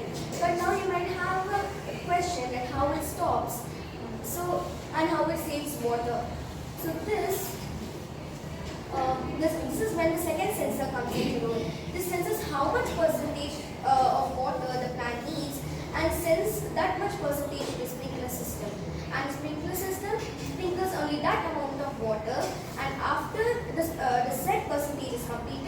buzzer beeps again and it stops sprinkling the water. So we have made this model to just show you how the first sensor works. We don't have a sprinkler to show you how it works, but we have just made a small model to show you how the first sensor works. No, that's okay. You can continue. You don't have to show. So that's the main aim of the project. Result card, go back. Tell this. So yeah, the result is watering the plants. So stop the water supply once the set percentage finishes. So this saves water and also the farmer's time and labor. It's not necessary that the farmer needs to know how to how to control it. So there are some manual steps needed to do. Like before the sensors are set, that is they have to cover the area or measure the area, how like where the water until where the sprinklers water sets, and there will be that many number of sensors over there. So that's the result. So we will modern irrigation system conserves water as well as water. So let's nurture the nature for a better future. Thank you. Yours is that monitoring of ecosystem, no? Monitoring of ecosystem using AI. Okay. That monitoring means we wanted to tell some values also, no? She is monitoring only the moisture in the soil or not. That in your objective and all, it will be showing like that different types of sprinklers we are using, no? In that you should tell, before that you wanted to tell how much amount of water the people are using for the agriculture, for irrigation purpose. That nothing, it won't coming here. You have enough time actually. Okay, this is the one type, that this one you can put it in the video type or that this how to this one you didn't give the effective way how to do the thing, why you wanted to find out this one, then what is the benefit of this, how much energy is required for this one, it will be using the thing. It saves water and also it saves. She is asking how much water it saves. This is the sensor now. This actually depends on the weather. Like if it's winter, it sets a lower percentage, or it's summer, it sets a higher percentage.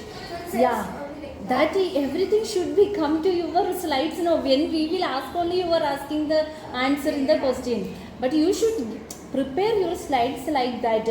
You wanted to show this one in the effective way. Here people cannot understand. Your friends not even understand the thing.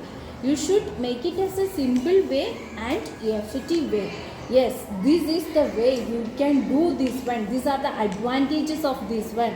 Earlier, this is the problem. Lot of water is using wastage is happening. But because of your thing, how we can do the irrigation thing, no?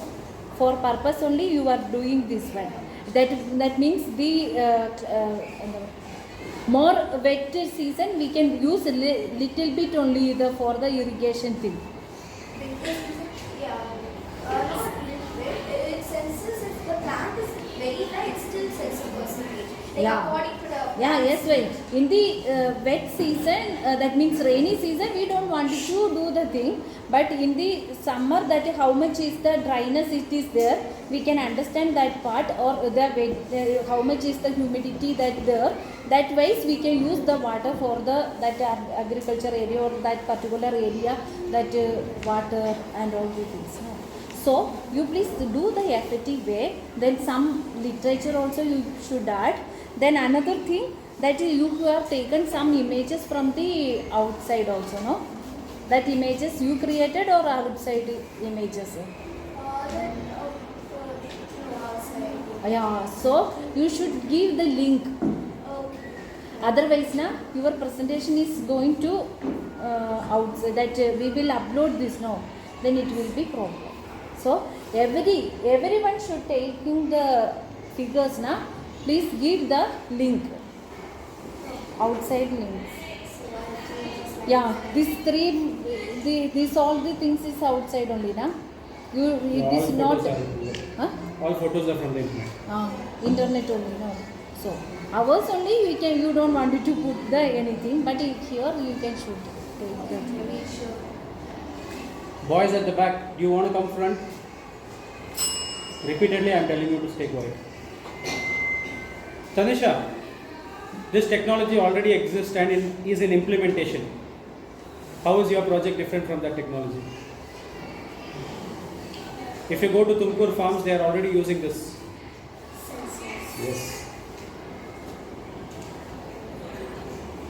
How is this different from that? It seems like the farmer is not needed to go and Automatic only. Yes. From their mobile phone, they are able to control it. I have seen it work. Yeah, this is not necessary to control from mobile phone. It will turn off automatically based on Okay. sensors. Okay. That is also there.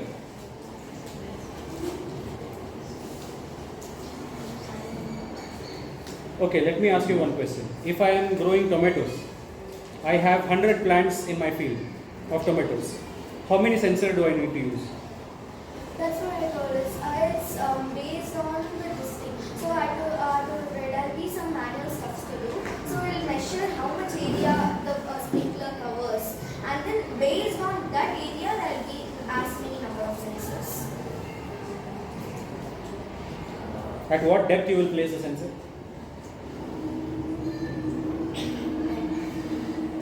That's why the lack of You need to understand the ground realities. Okay, and also you need to understand the existing technologies, because Indian companies are manufacturing these sensors and it's already in use.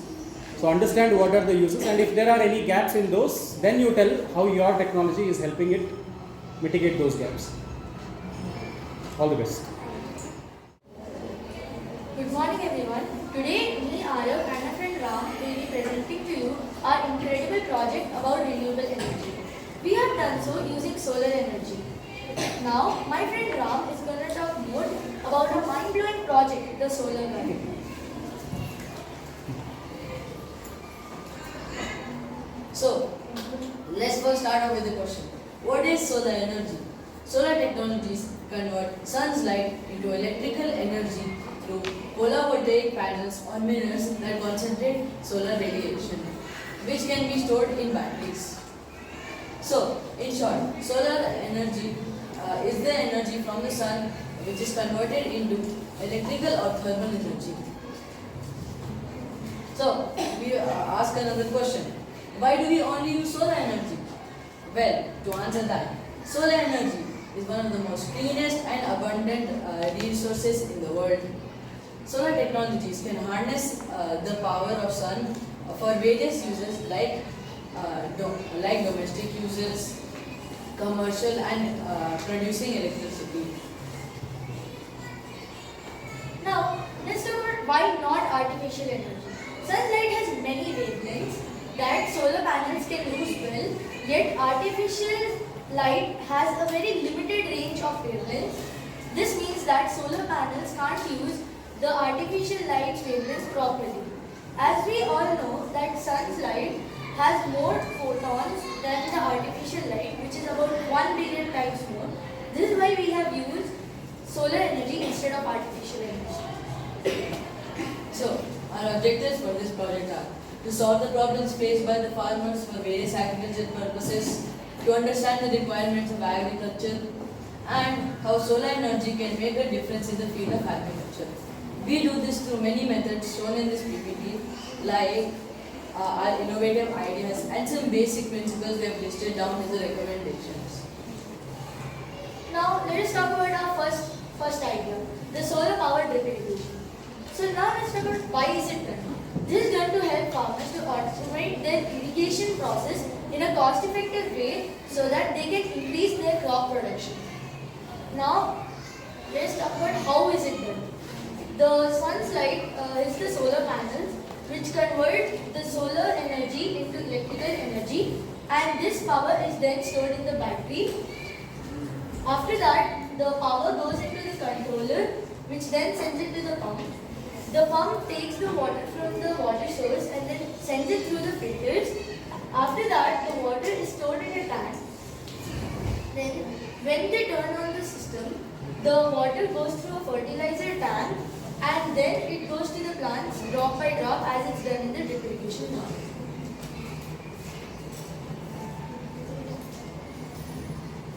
So, now I'm going to talk about our second idea, which is the solar power scarecrow. The materials for this are a box which has a hole where 4 sensors or 2, what you like, can be placed. Namely, it can be sound sensors or ultrasonic sensors. Now these are their hands and these are the gears moved by the motor. And this is the stand. So first let's tell why it is done. This is done to prevent animals and any unwanted pests or birds from coming into the field and destroying the crops. And nowadays, birds and animals can recognize the difference between a real scarecrow, and a real human. So, we have made this project to make it to give it a realistic feel. The method. It is a simple, self-sufficient mechanism that resembles a scarecrow. It is powered by 2 solar panels on top. The electricity which is produced by the solar panels are stored in the battery, which powers 2 things. The sensors inside the box, which can be sound sensor, and the farmers can also change the area of the sensors according to how much they like it, and it also powers the motors which move the hands and making it look like a real human. We basically have used the scarecrow for small scale agriculture and not for large. That's the project for us. And now let's talk about what have we made. So we have made a simple solar panel, a simple mechanism that includes a solar panel that has a battery which can also be used for charging phones and has a buzzer connected to it. This battery, the materials for this, a solar panel, buzzer, Arduino board, ultrasonic sensor are optional. This can just keep beeping if you wanted to. Method, step 1. Take 2 wires from the junction box of the solar panel. Connect the positive wire of the junction box to the positive wire of the battery and vice versa. Same way you can even connect the buzzer to it. Now, when the solar panel is charged, the extra electricity is stored in the battery and then the electricity being used by it is gone in the buzzer. So, the results and conclusion we have made from this. We have done this project to scare away any unwanted birds from the field, thus helping farmers. We find that when solar panel is connected to the buzzer through the battery, it stores excess, as I told before. The solar panel we have used gives about 20 volts at max, which is more than required, hence we use a battery. So now let's talk about the reason for choosing this project. More than 58% of the Indian population depends on agriculture for their livelihood. So it's pretty important for us to do this project. And we have used solar panels to make this whole project cost effective for the farmers. Why are we focusing on the irrigation? 65% of the agriculture is irrigation and 65% of the irrigation is done by groundwater. So the other sources are rainwater, wells, pumps and all those things which are pretty unreliable and does not give us the desired crops we want on a proper scale. This is the reason we have used groundwater for this irrigation method. So, this graph shows This is a trusted website. I will give the link of this later. The graph shows the growth in production of solar energy in megawatt annually. This shows that solar energy has great scope in the future. Therefore, we can even trust that solar energy will become likely even cheaper than now, hence making it easily accessed by farmers. Recommendations. Now let's talk about how does it help in agriculture. Solar energy impacts agriculture in many ways. First, it gives us enhanced crop production. Secondly, if we install the solar panels above the crop, we can even save the crop from harsh weather conditions. This is called agrivoltaics. It is helpful to reduce the cost of the farming, and as solar energy is a pretty clean renewable source, solar energy lowers the greenhouse gas emissions and helps us stabilize the agricultural environment. Solar energy supports eco-friendly practices like solar-powered greenhouses and precision farming, enhancing the agricultural efficiency and sustainability. Overall, solar energy enhances productivity, reduces cost, and fosters sustainable farming practices. So in conclusion, our project will not only impact the lives of a million of farmers, but will also prove them with an easier, cost-effective and efficient alternate to practice agriculture. Our project will not only put the impact, but will also save our dying environment, our only planet, our hope, our home. Now these are the references. So, the idea we have originally taken from, you might ask, what is an innovation? In this, Frank Schumann, in about the 20th century, 19th century, he had made one like this, except instead of that, instead of using photovoltaic panels, what he had done was evaporate the water, hence producing steam, working like a steam engine, which produces electricity, which powered the pump. Here we have used photovoltaic panels and many more changes to make it more innovative and better for farmers to use. These are the research papers of both. We sincerely thank our mentor Sarika ma'am, Chitralekha ma'am, principal ma'am, and the IISC team for giving us this wonderful opportunity to showcase our ideas. Thank you.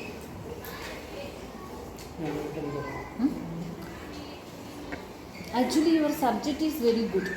The solar power plant also. I hear lot of lack of information. You are given the general thing. What is solar energy? This and all. You can give with that. In our India, how much the solar energy we are producing, then where it will be going to that and all. You just do some literature and put it in the introduction part. Okay. Then another thing, in the solar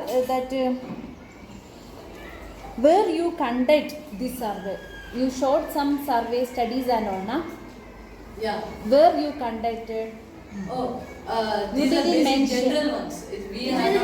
So we're going to make the whole project in another 1 month macro, and then we're going to give it to some of the farmers, like 5 or 10 farmers, and then we're going to take the feedbacks that how... Where that farmers we are going to call this a solar garden campaign. So we are going to go to basic villages in Bangalore only. Okay. Then you should include that, na? Ma'am, that's for the future plan, ma'am. Ma'am, we'll include it at the end for the conclusion. At the end, you can write it as the winner study.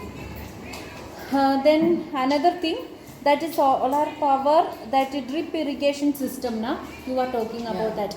Then the normal current system, then what is the amount of energy they are using? Because of the solar thing, how much is the benefit that farmer will get? You should bring that one, no? Then it will be very effective. So ma'am, actually now. No, you should. Now you don't want to tell anything. You can read some more literature, and you can add. These are the points. Okay. Because now you don't have the values and all. Now you please go back. Then today's presentation is over, no? Then you please do some more work in your project and read some more with your teachers. You are given the acknowledgement to some teachers now. With their help, you can read some more literature and you can add the points. Why? Because no, here the values are important. Ecological importance is important. You wanted to, why we wanted to conduct this conference? We wanted to protect our environment. In that way, your project should become. Yes, ma'am. That is the reason why we are choosing renewable energy. So then you need the values, like the what are the benefits you will get with this irrigation purpose, because lot of studies are there, the solar energy and all the things. Then the one particular said that how much is the energy is producing. Then that way that you please yes. The buzzers that for the scarecrow, all of them take about 12 volts in total, all of them. Yeah. Now I am asking, you are telling no, that you should bring your PPT presentation. Okay, you understood. I don't want now your answer. You should bring everything in your PPT. Then it will be very more effective. Otherwise, then this is you will keep it in your mind. No, then others won't understand. When judges will ask question only you will answer, that is not the correct way. You should tell, you are selected this solar energy because of your interest only. Na? Then you please bring the data. Yes. Okay, based on your study. Okay. Yes. Yeah, thank you. Okay. See, she is giving you in a very polished way. I will give you directly. I see copy paste. I don't see any innovation from your side. Whatever is there in the internet, you have made a replica of it, right? I don't think so. The scarecrows completely are. I'll show you, it is available for buying, the same exact picture that you had. That's what I was checking. See? How is this different from that? We also use technology, right? So like she said, instead of giving general information, we want to see data that you have collected. Okay? Even if it is from multiple online sources, it is okay, but interpretation should be yours. You cannot just present somebody else's project here. Clear? All the best. Here.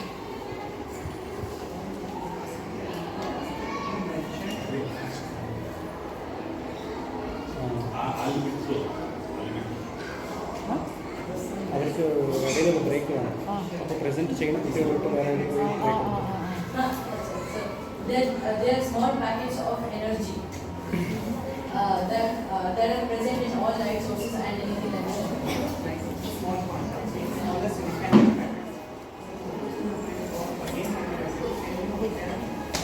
ഒരു സൈഡിൽ നിന്നുണ്ട് presentation കഴിഞ്ഞതെല്ലാം പോകാം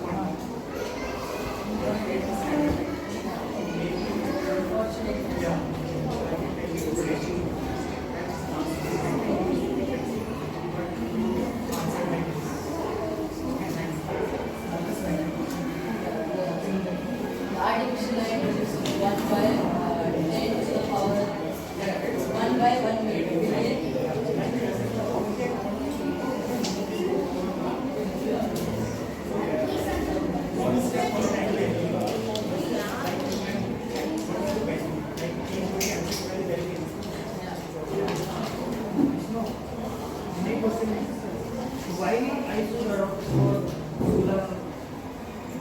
While the discussion is happening, actually, those who have finished your presentation, one by one, please go for your short break. However, we are told that there's extra energy there.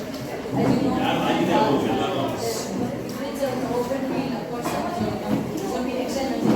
We can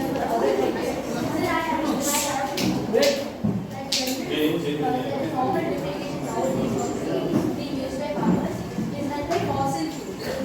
Fossil fuels in the future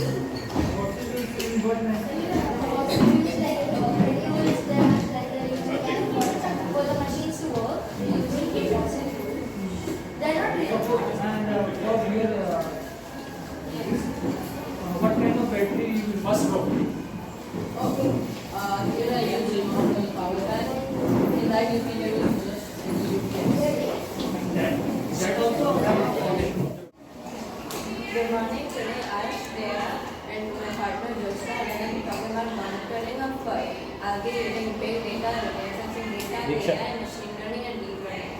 Algae have a deep impact on lake ecosystems, health, and the environment. When the excess of nutrients are available in the water, that can lead to the formation of algae blooms. Algae blooms are hazardous in human health as it can cover the surface of the lake water, and it will cause the aquatic animals inside the lake to suffocate. It also produces toxins that are harmful to humans and animals. It can disrupt the food chain. But we can use the remote sensing data, which uses satellites, to produce a high-resolution image of the lake surface to monitor the growth and speed of algae blooms. We can also use AI for image resolution and early warning system in case the requirements are needed for algae bloom are being met.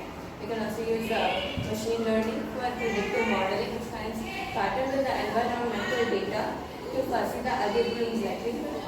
Deep learning for image accuracy and classification. You can use big data which collects the data from all these other sources for better understanding of these of algae and how to prevent it. Now, I have an idea. Why don't we use algae and turn it into fertilizer? It's a harmful algae and we turn it into a useful resource. Now, how do we do that? Now, algae fertilizer is made with 4 steps. The first step is harvesting. It harvests the harmful algae from the lakes and then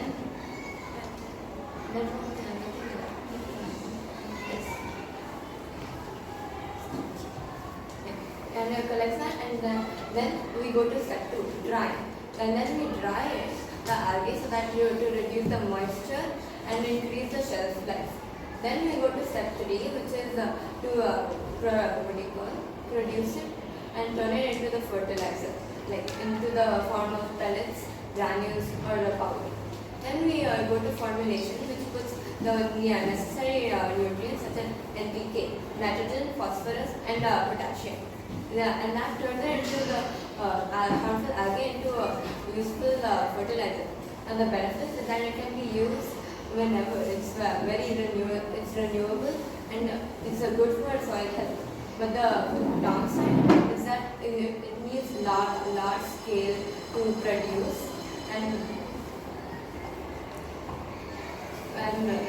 but I have gotten some samples from Arikere Lake and my apartment pool water, and we have checked it in the senior biology lab and senior chemistry lab. Here are the results. This is Arikere Lake and the pool. Now the pH of the lake water was 8 and the rest were 3. Temperature was all the same, but we have taken the sample and kept it in the freezer and we are going to check the temperature. Yes, and the turbidity for the lake water was slightly translucent after we centrifuged it. The rest were transparent, color light green, the rest were clear, odor salty for lake water.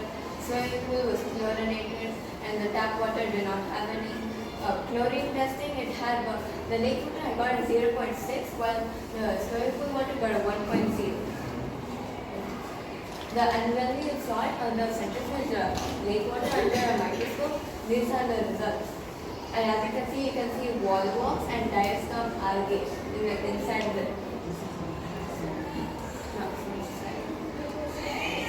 Now here's the conclusion. It affects the aquatic ecosystem, drinking water, seafood, rocks. It causes many diseases when in contact. You can reduce this by using AI, remote sensing data, etc. And we can also predict its growth in real time. Next. Thank you.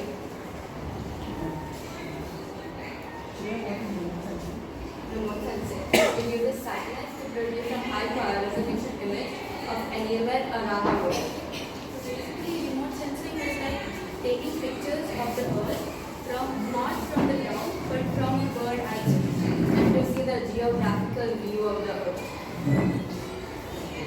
Sensing from remote. So your topic is monitoring of ecosystem using big data, remote sensing, AI, to reduce stress. Yes. We have this gotten just views, but there are many ideas on how we can prevent algae from harming lives as we know, like human life naturally can cause diseases such as they can cause skin rashes, and kidney diseases, respiratory diseases. We want to prevent it. So we have changed it so that gives good benefits as well.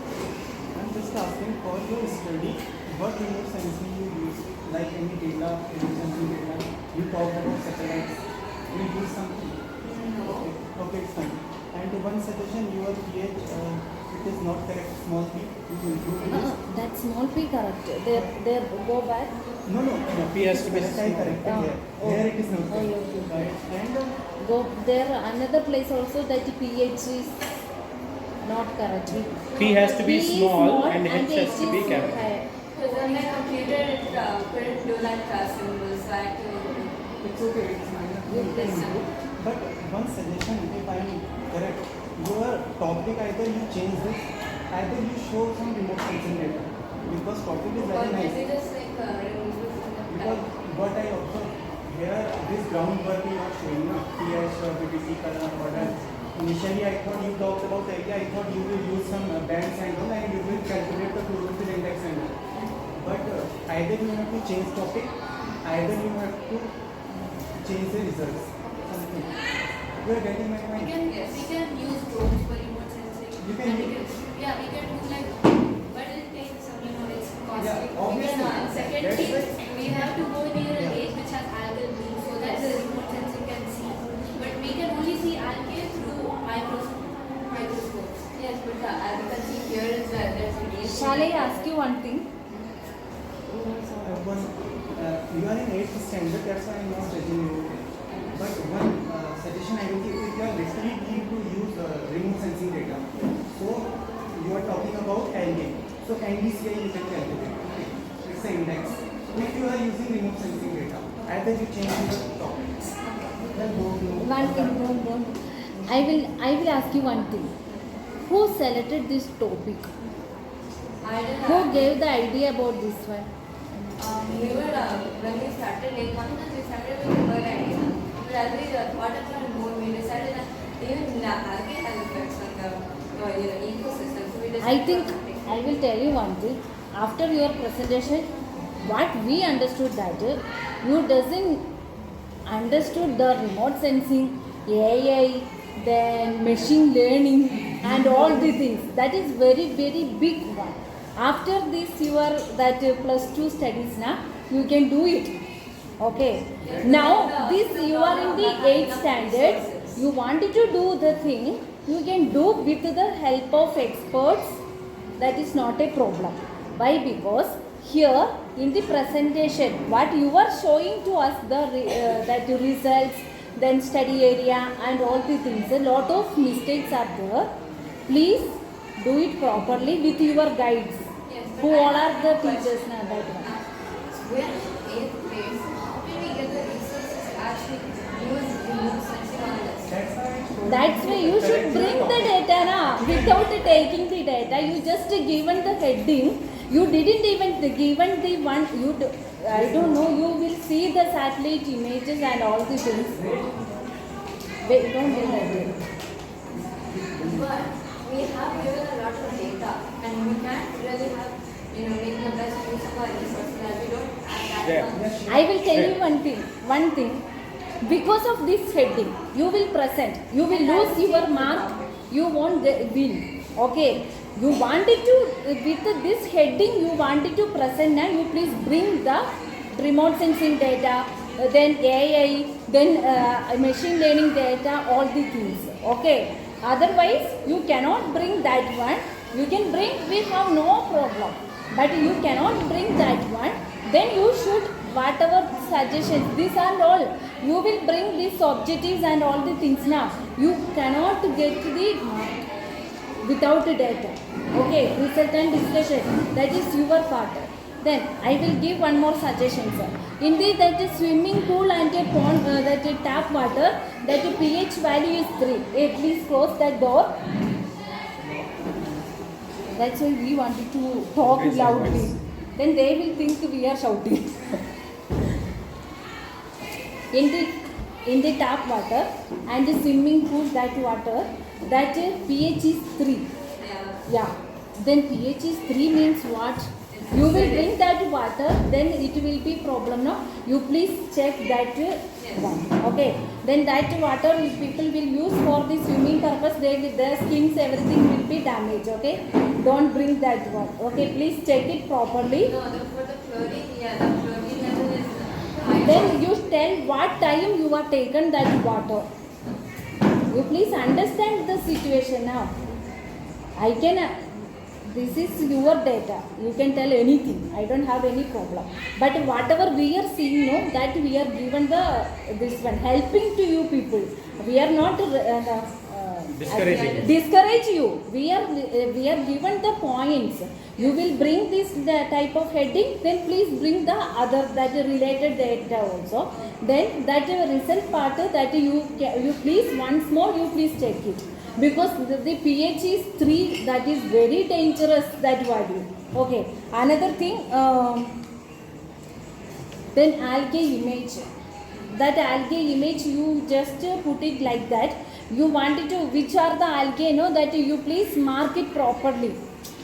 That highlight it. That circle, then their name also you can highlight. Because different algae are there, na? You please highlight each one and give the names also.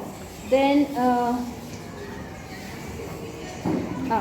the toxic algae. Can you please give the examples of toxic algae? Like Hulimavu and diatom.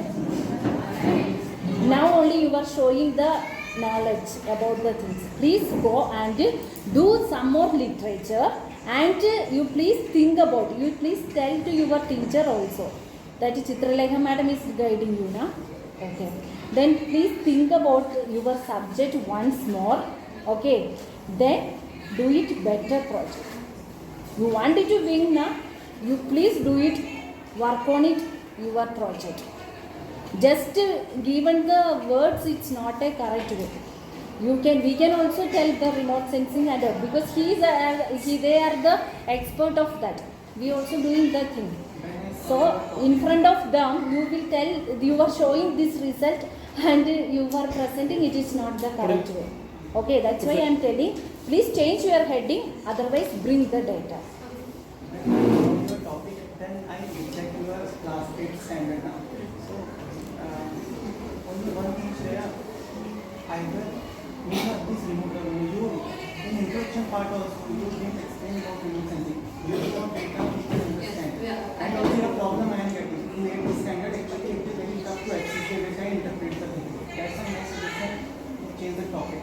And also one permissible limit is here for drinking water and when it is possible you can add. Others fine. Shreya and Joshita, you know why the confusion is? Go to your objective slide. What is the first objective?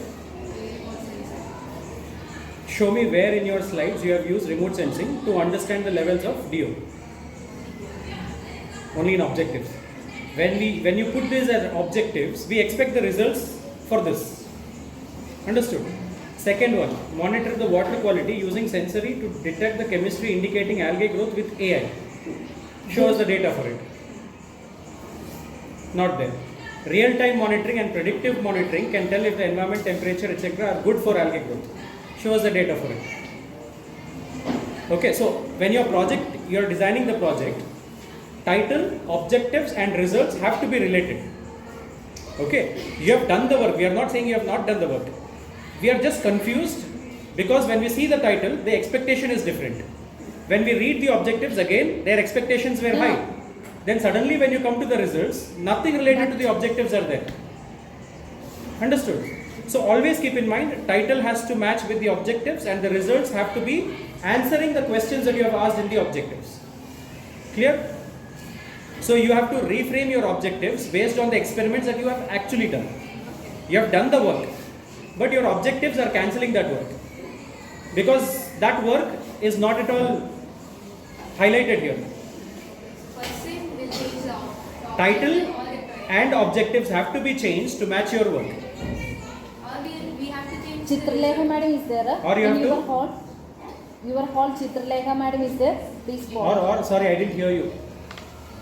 Or we have to change results. That's what I was saying. Either one of them we have to. See, that is what he was highlighting. At your level in 8th standard, getting results for the objectives that you have put might be slightly challenging, and in the short time that is available, you might not be able to learn those applications and use them and get the data.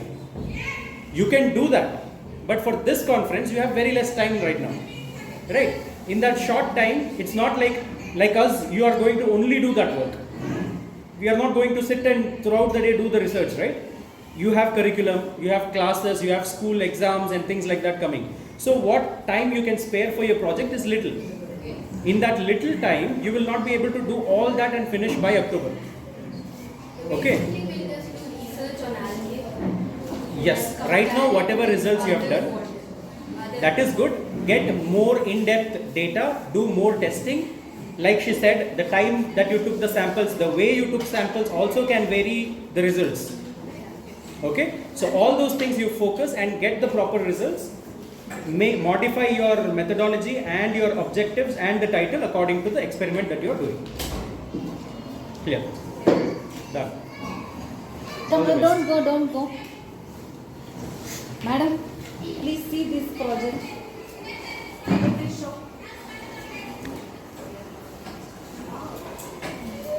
Ma'am, the title is not matching with the title and objective is not matching with the results and discussion. And I'm going to add more results so that it matches the title of the No, you don't want. You just show that all the slides to her. Then, ആ phone എടുത്തു എടാ പ്രസിഡൻസിനെ വിളിച്ചിട്ട് അവരെ എത്തുമെന്ന് പറയും അവർക്ക് 2 മണി പറഞ്ഞത്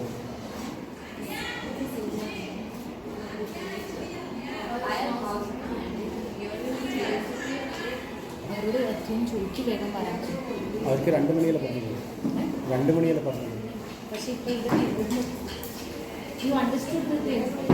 You wanted to win now, you please change your topic and just base it on this one. Then why you wanted to select that a swimming pool and a tap water that Arekere water is using for the swimming for other sources of water. Like to compare. Why do you think algae will be there in swimming pool or tap water? No, we don't think algae will be there. We are just going to compare Yes, it with so the algae is actually there. Namaste, Jeshri. My name is Srivatsal from grade 8. My topic is population biology of butterfly migration. Introduction.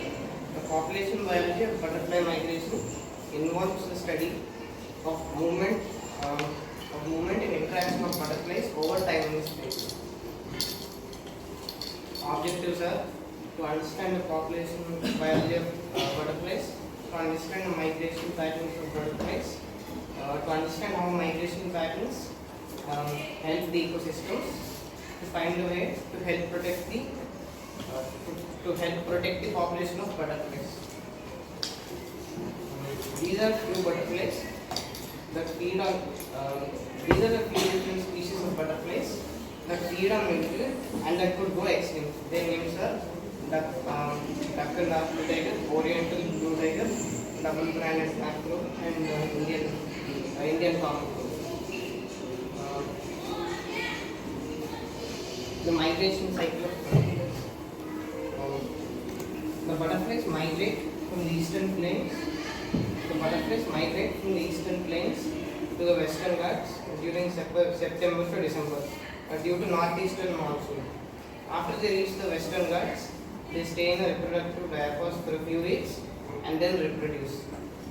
The next year, they again migrate back to the eastern plains during April to June due to southeastern monsoon. After they reach the eastern plains, they stay in reproductive diapause and reproduce again. This cycle continues.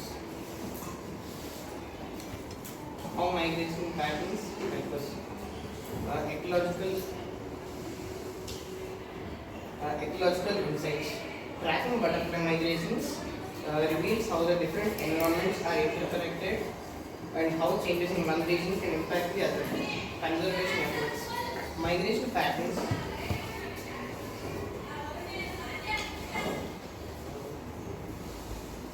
Migration help identify a critical habitat. By knowing where the butterflies could migrate, the conservationists could protect the migratory routes and give a long life and give a long lifespan to butterflies. Climate change indicators. Butterflies are very sensitive to climate change, so they could be used as climate change indicators. Pollination ecology. Butterflies migrate. Butterflies pollinate the most while migrating. So by understanding how many plants the butterflies pollinate, we can understand the health of the pollination. Scientific research. By understanding how long the butterflies have traveled, we can understand their behavior, sensory systems, and evolutionary biology. This is the population decline of monarch butterflies. Some of the reasons for the decline are pathogens and diseases, lack of milkweed, lack of forests, or overwintering and breeding, etc. This is the graph. You can see here that from 1947 to 2024, the population has decreased drastically. The reasons for the decline of monarch butterflies: habitat loss. Due to the loss of habitat in their wintering grounds in Mexico, butterflies are finding it difficult to overwinter and breed. So we should conserve forests and plant more pesticide use. The widespread use of herbicides and pesticides.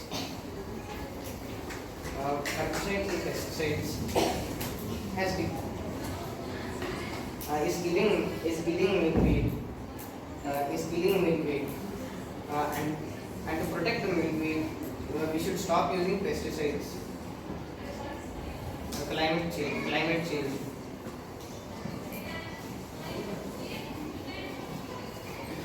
Due to climate change,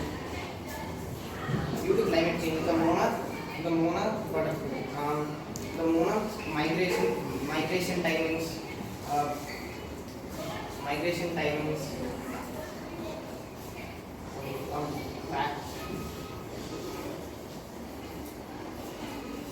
Due to climate change, monarchs' migration timings, flower bloom, breeding,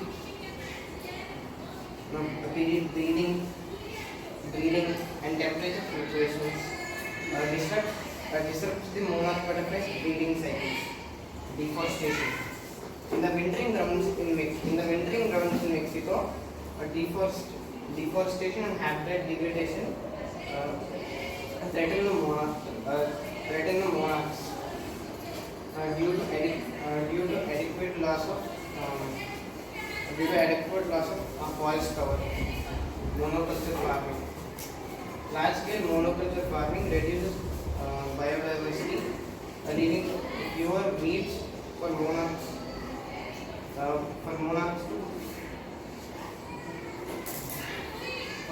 to breed. Pollution, air, water, and land pollution affect the health of air, water, and land pollution affect the health of milkweed, and therefore indirectly affecting the health of monarch butterflies or population. Recommendations: habitat restoration. Encourage the planting of milkweed in gardens, school premises, agricultural lands, etc. Native species is especially beneficial. Nectar plants. Plant a variety of nectar-rich plants enough for the adult butterflies to last until their life cycle. Conservation of migratory corridors. Protect and restore habitat. Work to protect and restore key habitats along the monarch's migratory paths including both breeding and wintering grounds. Create monarch-friendly landscapes. Support initiatives that integrate milkweed into highways, railways, agricultural lands, etc. Sustainable agriculture. Reduce pesticide use. Encourage farmers to adopt IPM techniques to minimize the impacts of milkweed and nectar plants. Adopt conservation tillage.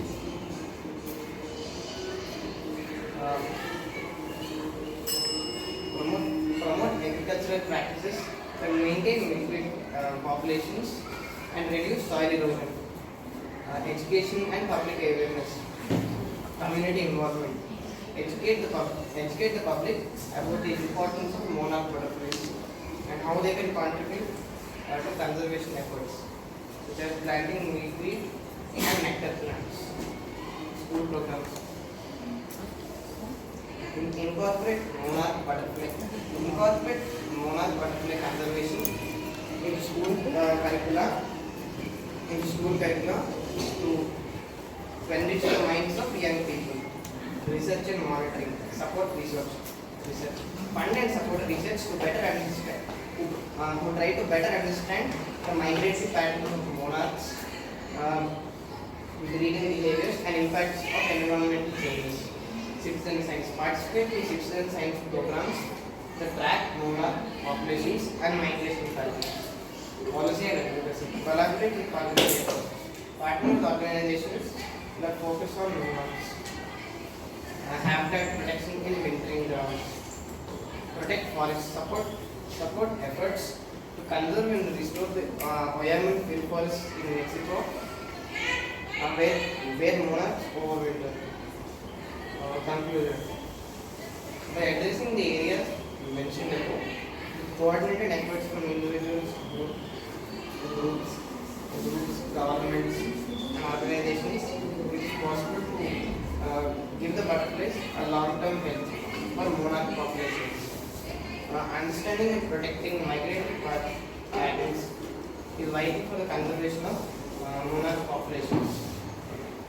Efforts to maintain and restore key habitats.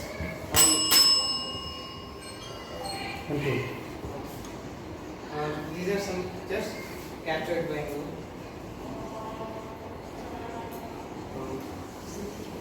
These are some of the host plants of some butterflies. Go to the reference. What is that first reference?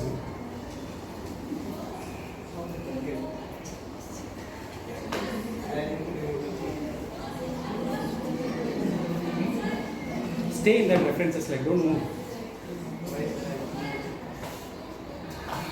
Okay, tell me in your PPT, except the 2 slides of host plants also, except the butterflies that you have clicked, no?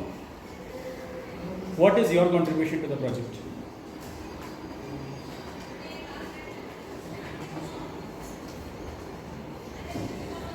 You have done some work here. Leaving this, you are talking about all information which is not required. Monarch, where is it found? How many times did you go there? We want you to work here. What work you have done, you have not showcased that at all within the given time.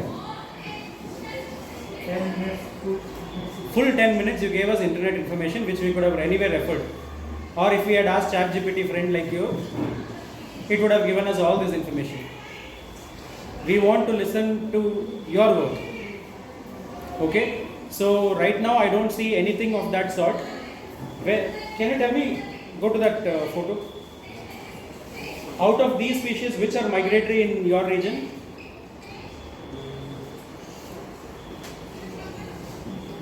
Or at least in India? All of these are found in India. Huh. So out of these, which are migratory?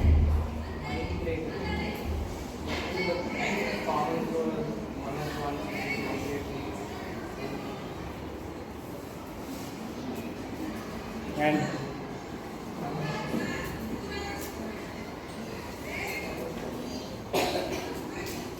See, when you had the title as population biology, I didn't see anything about the population here. Next, migration trends. You didn't talk about the local migration here, except that one diagram you showed of Eastern Ghats and Western Ghats. 2 species were mentioned that you are not able to identify in the photos that you have taken. You keep that there. Understood. See, your objective stays understand population biology, nothing about the population is there. Migration patterns of butterflies, of monarch you spoke, nothing else. Migration patterns help the ecosystems, locally how it is relevant, nothing was there. Help protect the population of butterflies, you only spoke about the plants there, which helps monarch butterflies. Local species, shift to America then. Right? So please do rework. You have done some field work, you have collected some data, make that your project. Okay? Change the title, change the objectives, like what I told them. Make it relevant to the work that you have done. That's all. Namaste, Jai Shri Gurudev. Myself Tejas from grade 8.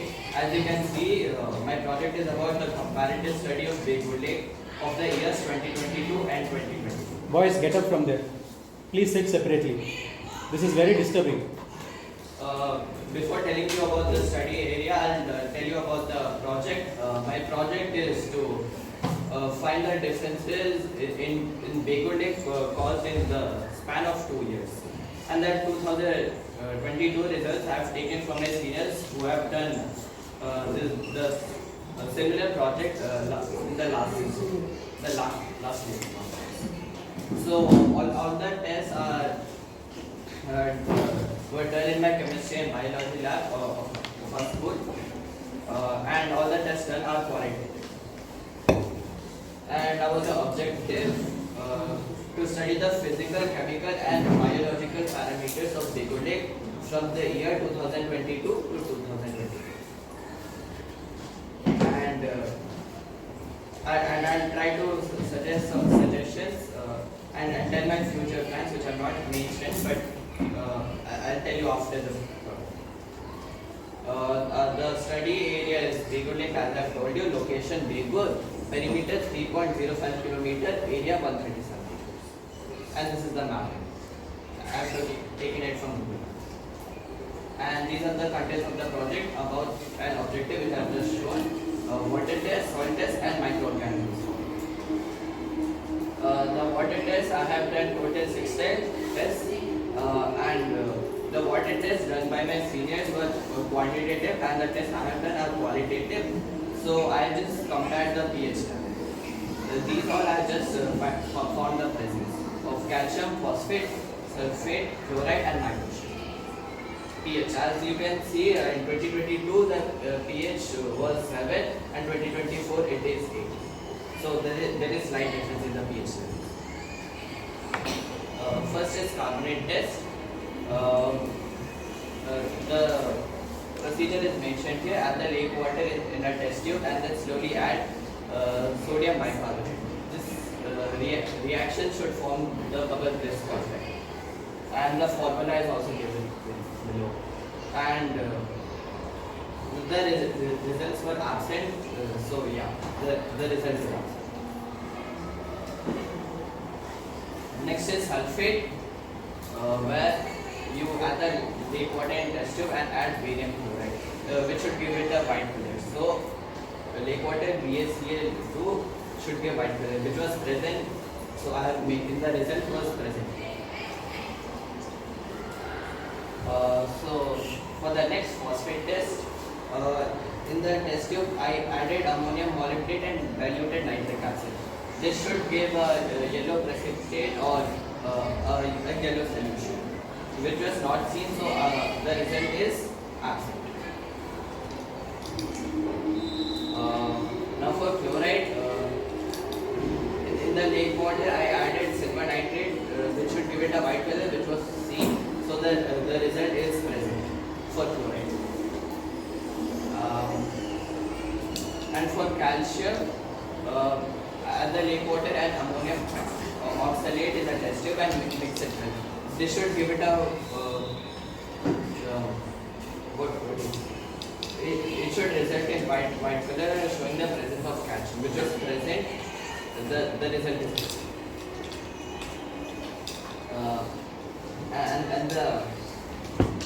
And the last test is magnesium, in which I added the lake water in a test tube and added ammonium chloride and ammonium hydroxide and sodium orthohydrogen phosphate to find the presence of magnesium. We should give it a white color or precipitate, and the result is this.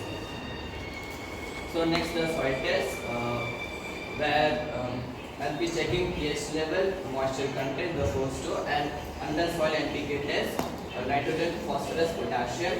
I had the data for nitrogen and phosphorus for 2022, so I have done nitrogen and phosphorus, not potassium. Under nitrogen, there are another two classification, nitrate and ammonia. And in nitrate, I've done two tests, brown ring test and copper test.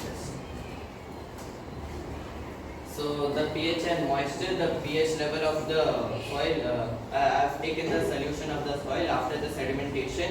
I took the pH level, which is also like the lake water. And the moisture content, before heating, the weight of the soil with the bowl is 78.89 gram, and after heating it is 76.52 gram. So you can see a slight difference after the heating, which shows that there is a little moisture in the soil. So in the first nitrate test, in the brown ring test, I have taken the soil solution and iron 2 sulfate and concentrated sulfuric acid. They should form a brown ring test between the two layers of the solution, which was not seen. And in 2022 it was seen. So in 2024 I can say this brown ring test for nitrate is absent. In the copper chip test, with the soil water, I have added concentrated sulfuric acid and the copper chip in a test tube and heated it. The result should give brown fumes, which is not seen. So we can also say in 2024 it is absent, but in 2022 it was present. In ammonium test, I have added diluted sodium hydroxide with the soil water, soil solution, and heated it. It should give ammonium gas, which should, and to indicate that it should give ammonic smell, which tells the presence of ammonia. So I didn't find that smell, so I can say in 2024 it is absent. In the last soil test, phosphate test, I have added concentrated nitric acid in the test tube with the soil solution. I have added concentrated nitric acid and ammonium molybdate. This should give it a yellow color. So I have not seen in the results, so I can say that it is absent. And the microorganism test, I took both soil solution and the lake water and centrifuged it to observe it under the microscope.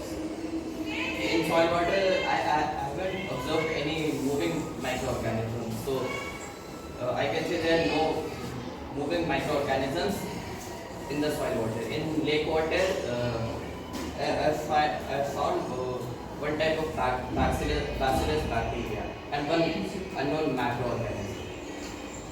This is the microorganism. The acknowledgement, I would like to thank my IISC team and principal ma'am to give me this opportunity, and the teachers who have guided me, Chitralekha ma'am and Sahana and Kubera. And these are the references I have used. And these are the other pictures. Thank you.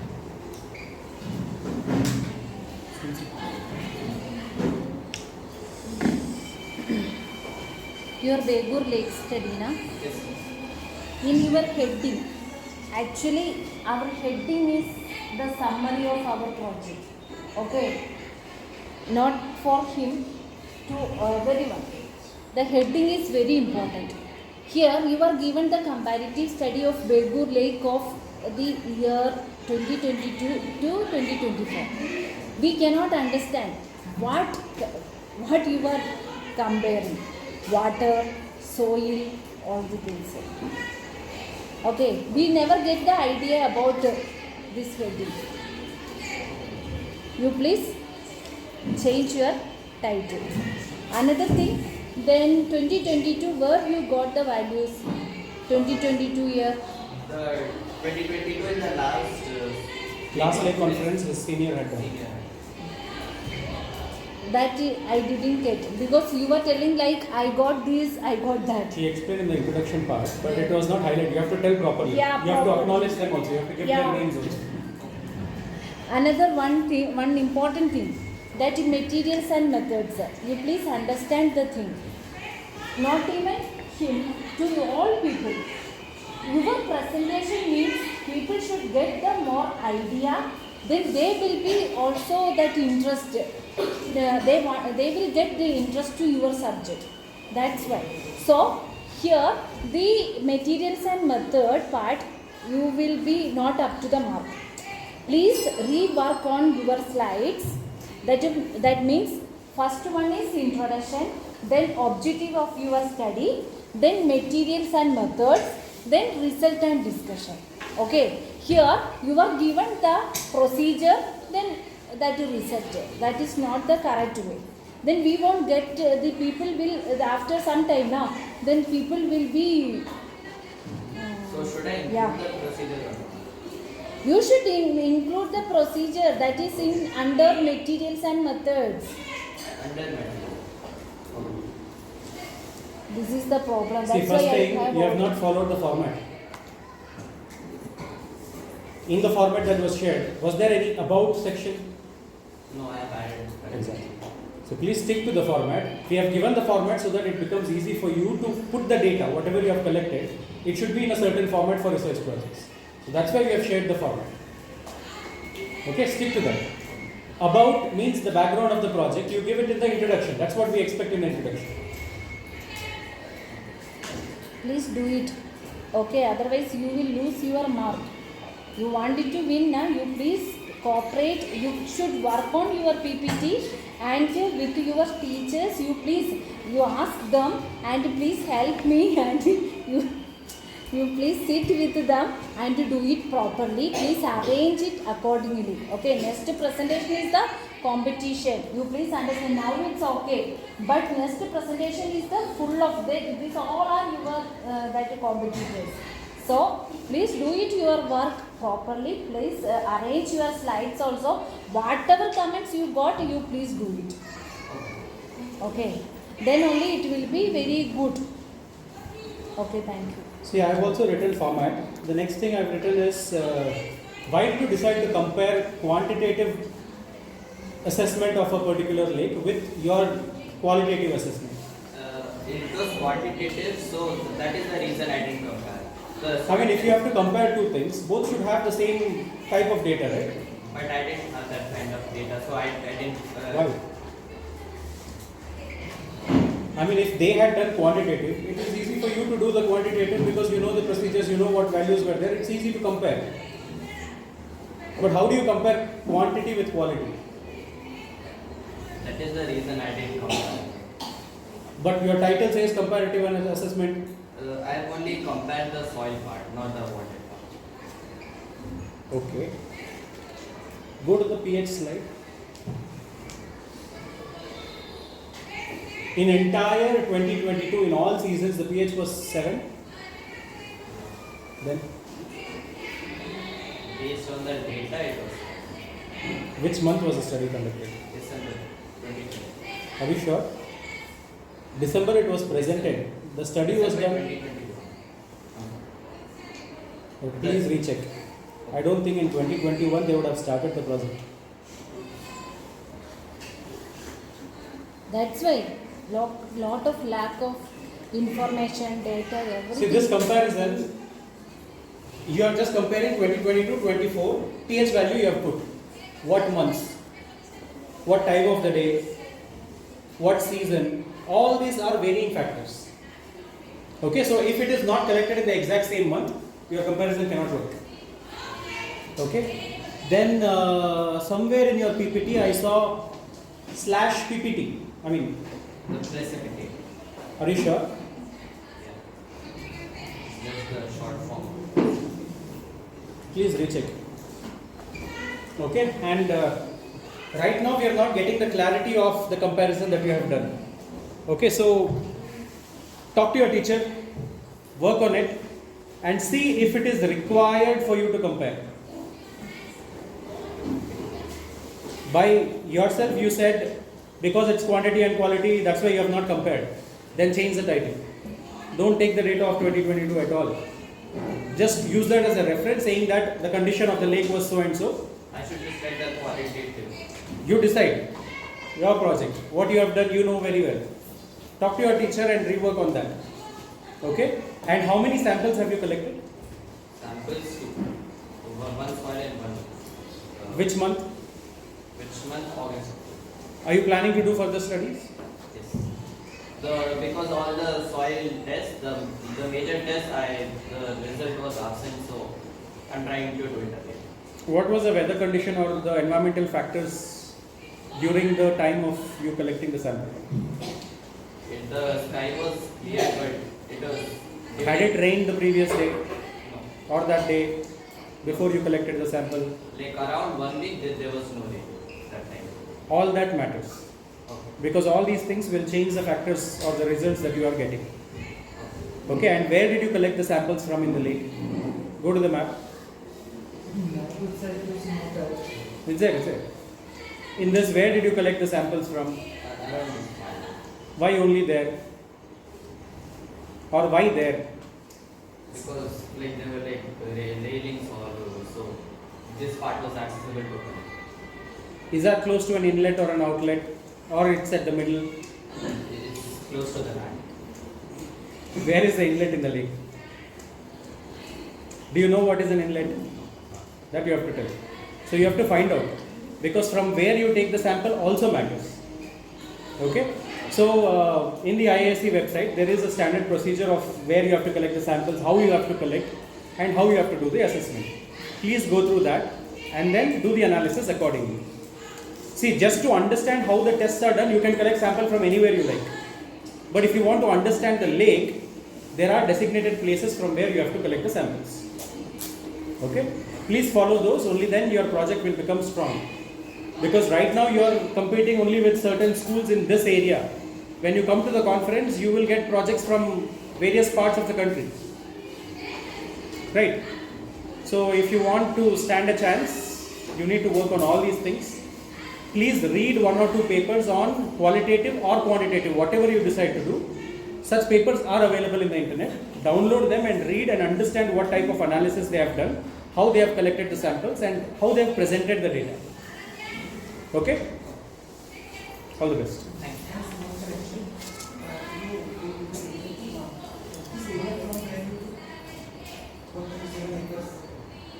I took it from the previous year.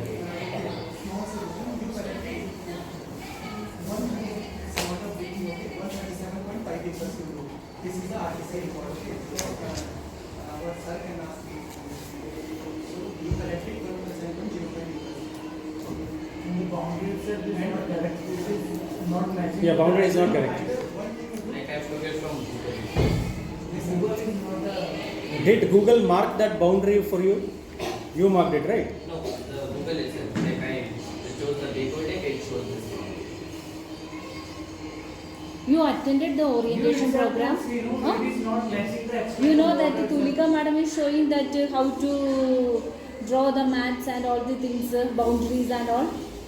You attended?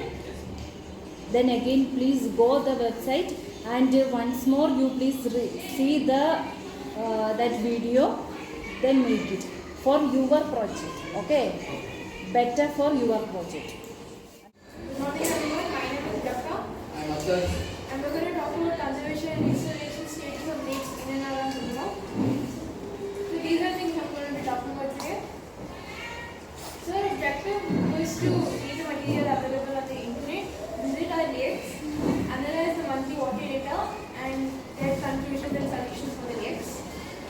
The methods and materials we used were dug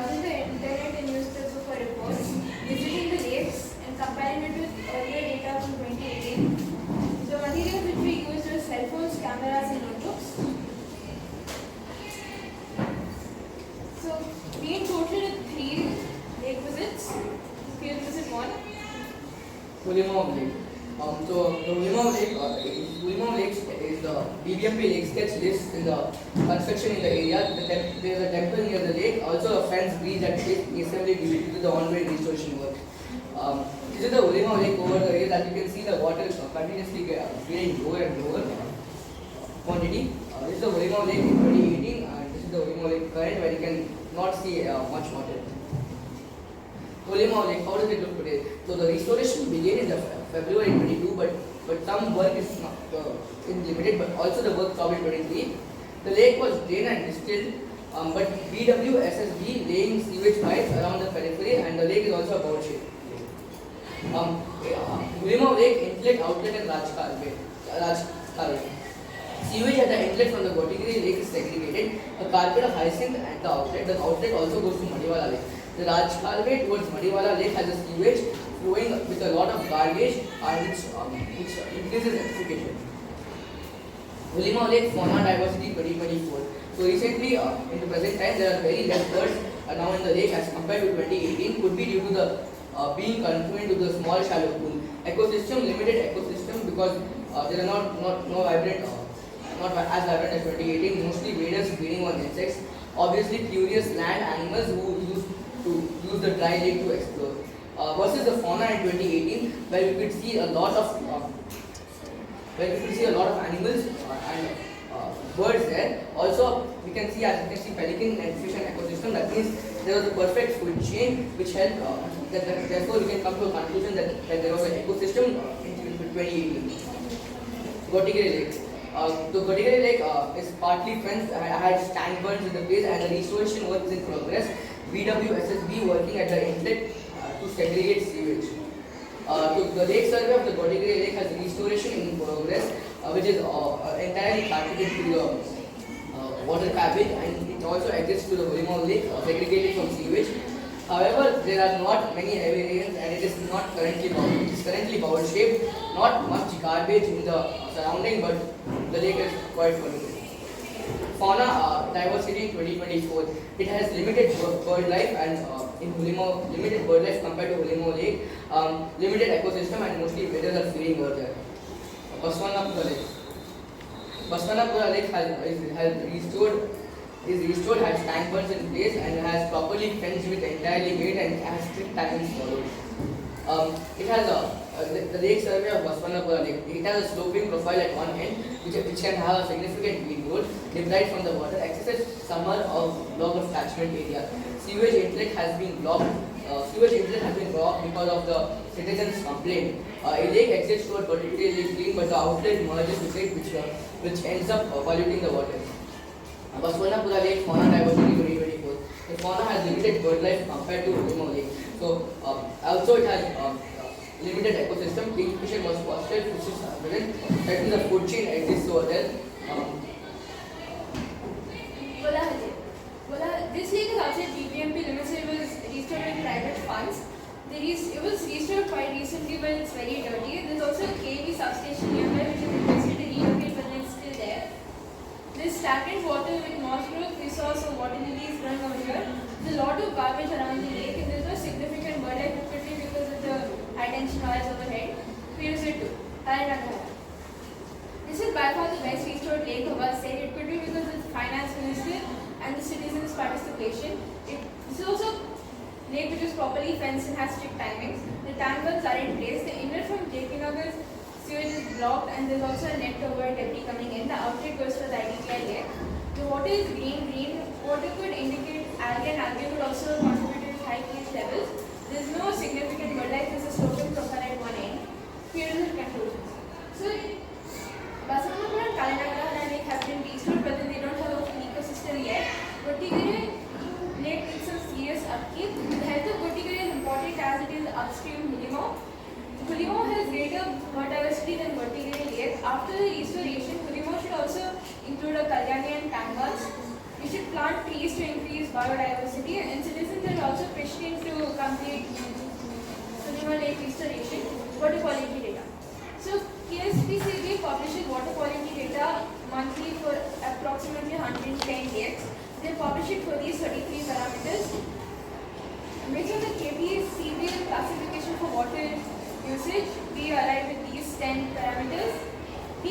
analyzed them for Gottigere, Basavanapur and Kalinagrahara. We didn't do it for Hulimavu since there's just a small pond and that pond is probably just rainwater. So here we can see that Gottigere's dissolved oxygen is D grade. So Kalinagrahara has the best dissolved oxygen in this set. The total caliform changes from class C to class D and class C again. The other parameters are stable. These lakes are mostly class E or class A, which is the case for most of the lakes in Bangalore. Dissolved oxygen, DOD and total caliform are the main challenges faced. Historical water data. You can see that the dissolved oxygen at the inlet was class E and then it changes to class A in outlet. The POD is quite high both inlet and outlet. It is class E. It's supposed to be a single digit number. The pH is very alkaline, but then still within class E. Possibilities for improving water quality data. Water quality for Gottigere is important as it is upstream Hulimavu. Floating wetlands and aquatic plants can be used to improve dissolved oxygen and DOD. If we do things right, we can give Mother Nature another chance. We look at Chernobyl for this. Chernobyl, as we know, it is the worst nuclear disaster. The scientists did take about 20,000 years for the radioactivity to go. We've just now started to notice some wildlife over there. The wildlife which we saw were wolves, horses, foxes, bears, birds, deer, etc. This is a very refreshing lesson for us as we learn. If you just give nature some space and a chance, it will not bounce it back. In conclusion, the current installations are not proper. The ecosystem and the water quality data show us this. BBMP should also consult and experts on installation activities. If we do things right, we can give all of the lakes their original state back. I've always find the way we just need to give the chance. Thank you. I think now you can understand where all you wanted to improve your slides. You have listened to the feedbacks given by us to all others, right? All others, no? So you tell us what has to be improved. No, first you tell, then we will tell us. Yeah. Obviously we will tell. One point you can tell, no? Everything it is perfect? No. Okay, I will tell you one thing. Your heading is conservation and restoration of the lakes, Hulimavu. Okay, then why you wanted to do the conservation and restoration? Okay, that means you have given the lot of lakes here. Gottigere Lake, then Golahalli Lake, Basavanapura Lake, Hulimavu Lake, etc. Okay, here what all problems you show? You can find out that solid waste dumping, that wastewater that enter into the lakes, etc. That algal blooms, then macrophyte cover, lot of things I think you visited these lakes, sir? Yeah. Yes. Then we didn't see any single photos with that you also visited that with your. I also took all of these pictures. All of these pictures. Only one lake, Kalinagrahara. No, all of the lakes. All of the pictures. Lake pictures they have taken, they are not in the picture because they were behind the camera. Then another one thing that that your study area, okay, you are given one lake, then again what are the area, then coordinates, then under whom and all the things, always that is it's a repeating. But in that one is the one column like that area, Hulimavu, that then Gottigere, that in the table format it is easy. Okay.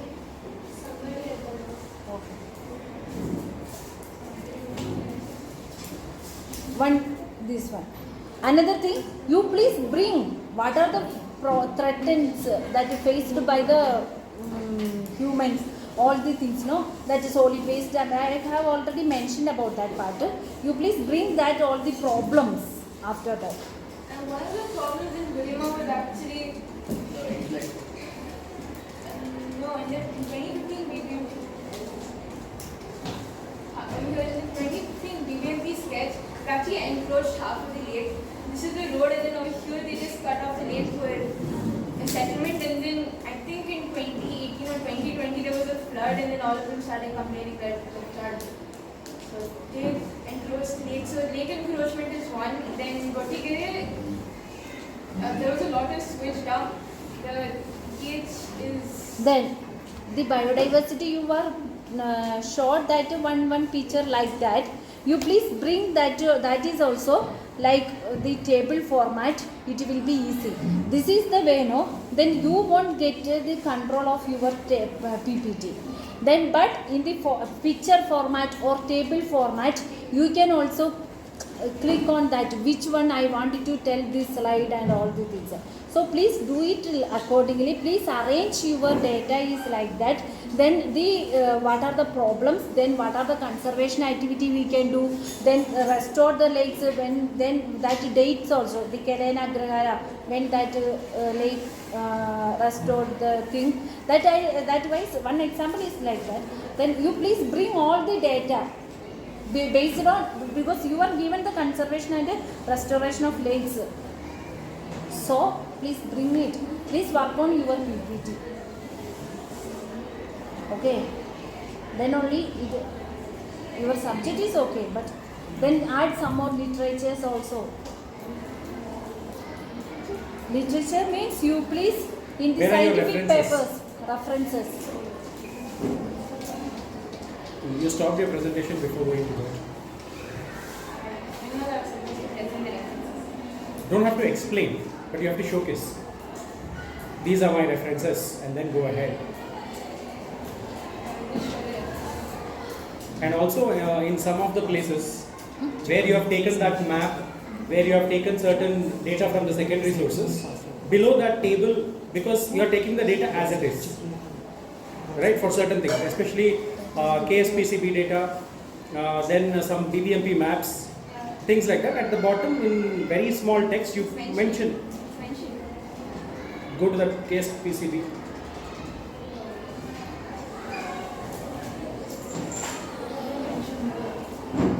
But I think I mentioned over there in the BBMP sketch, I think I mentioned. Okay, but this it's missing, so ensure that it is there. Okay, so what I have written is the first thing. Dear, when you present, reduce the speed a little bit. Okay, because sometimes when you are hurrying up, the clarity is gone. So otherwise, yours is okay, but you're just a little bit, you reduce the speed. Okay, then same thing that I have written, what she mentioned.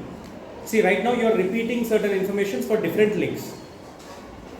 Right, biodiversity, water quality, then encroachment and inlets, outlets, all these things you are showcasing. Like she said, put it in a table so that we can easily compare. In your map, have a map for the entire Hulimavu region, highlighting all the different lakes that you have taken. Sure.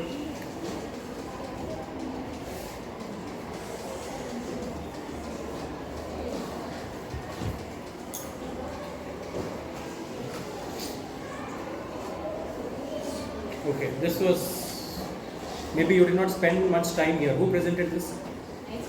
You presented. Okay. This is there. What is that? Why timings is not there for Kalena, Agrahara and Hulimavu? I didn't record that. But you know approximate at least, right? I think 9 o'clock to 12 o'clock somewhere. So mention that. Don't leave it blank. Okay, then custodian you have put. See here, you have put time of the visit. On one day you visited 4 lakes.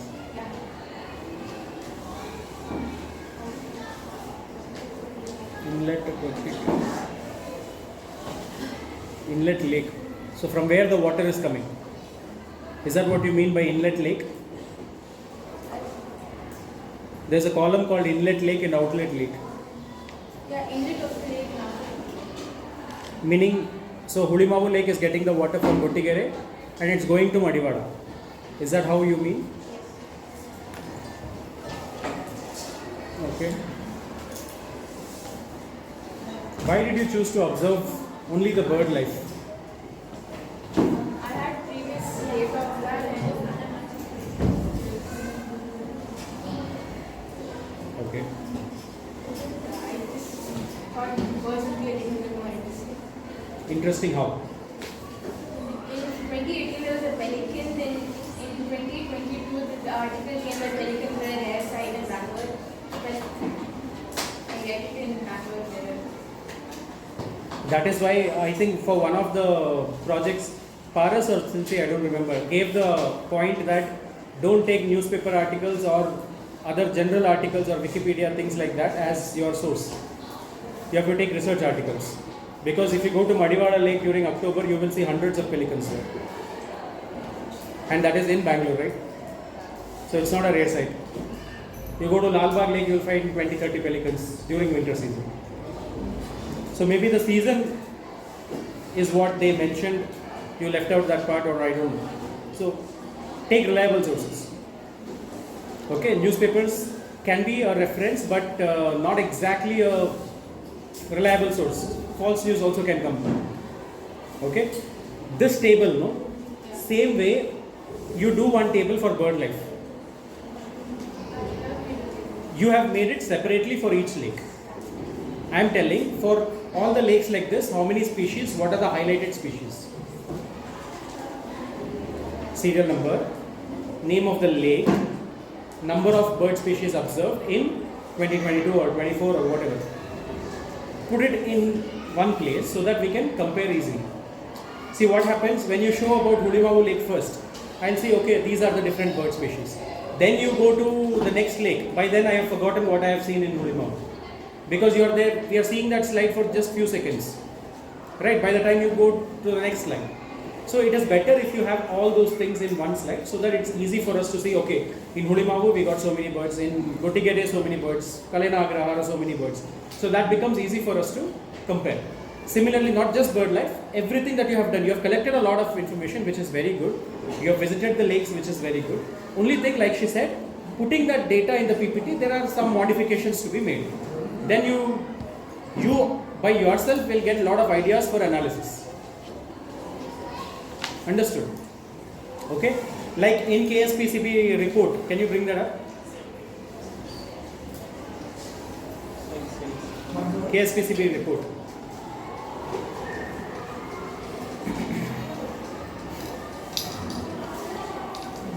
Not this, one more table. Yeah. See here, it not previous one. You made, not this.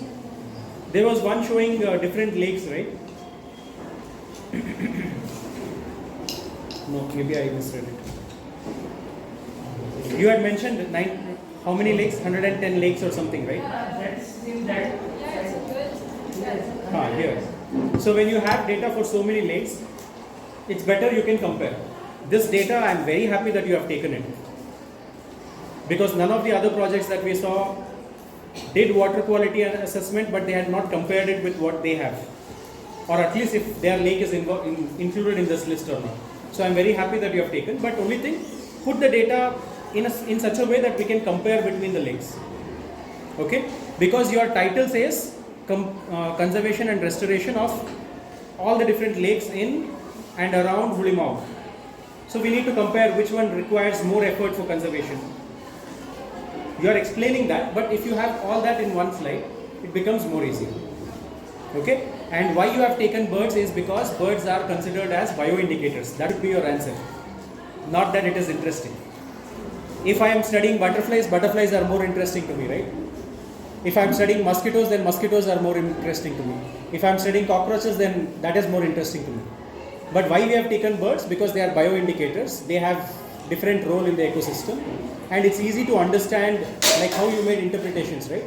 If pelicans are there, the food chain and all that. That is interesting. But that we call them as bioindicators. Read a little bit about that also. That's all.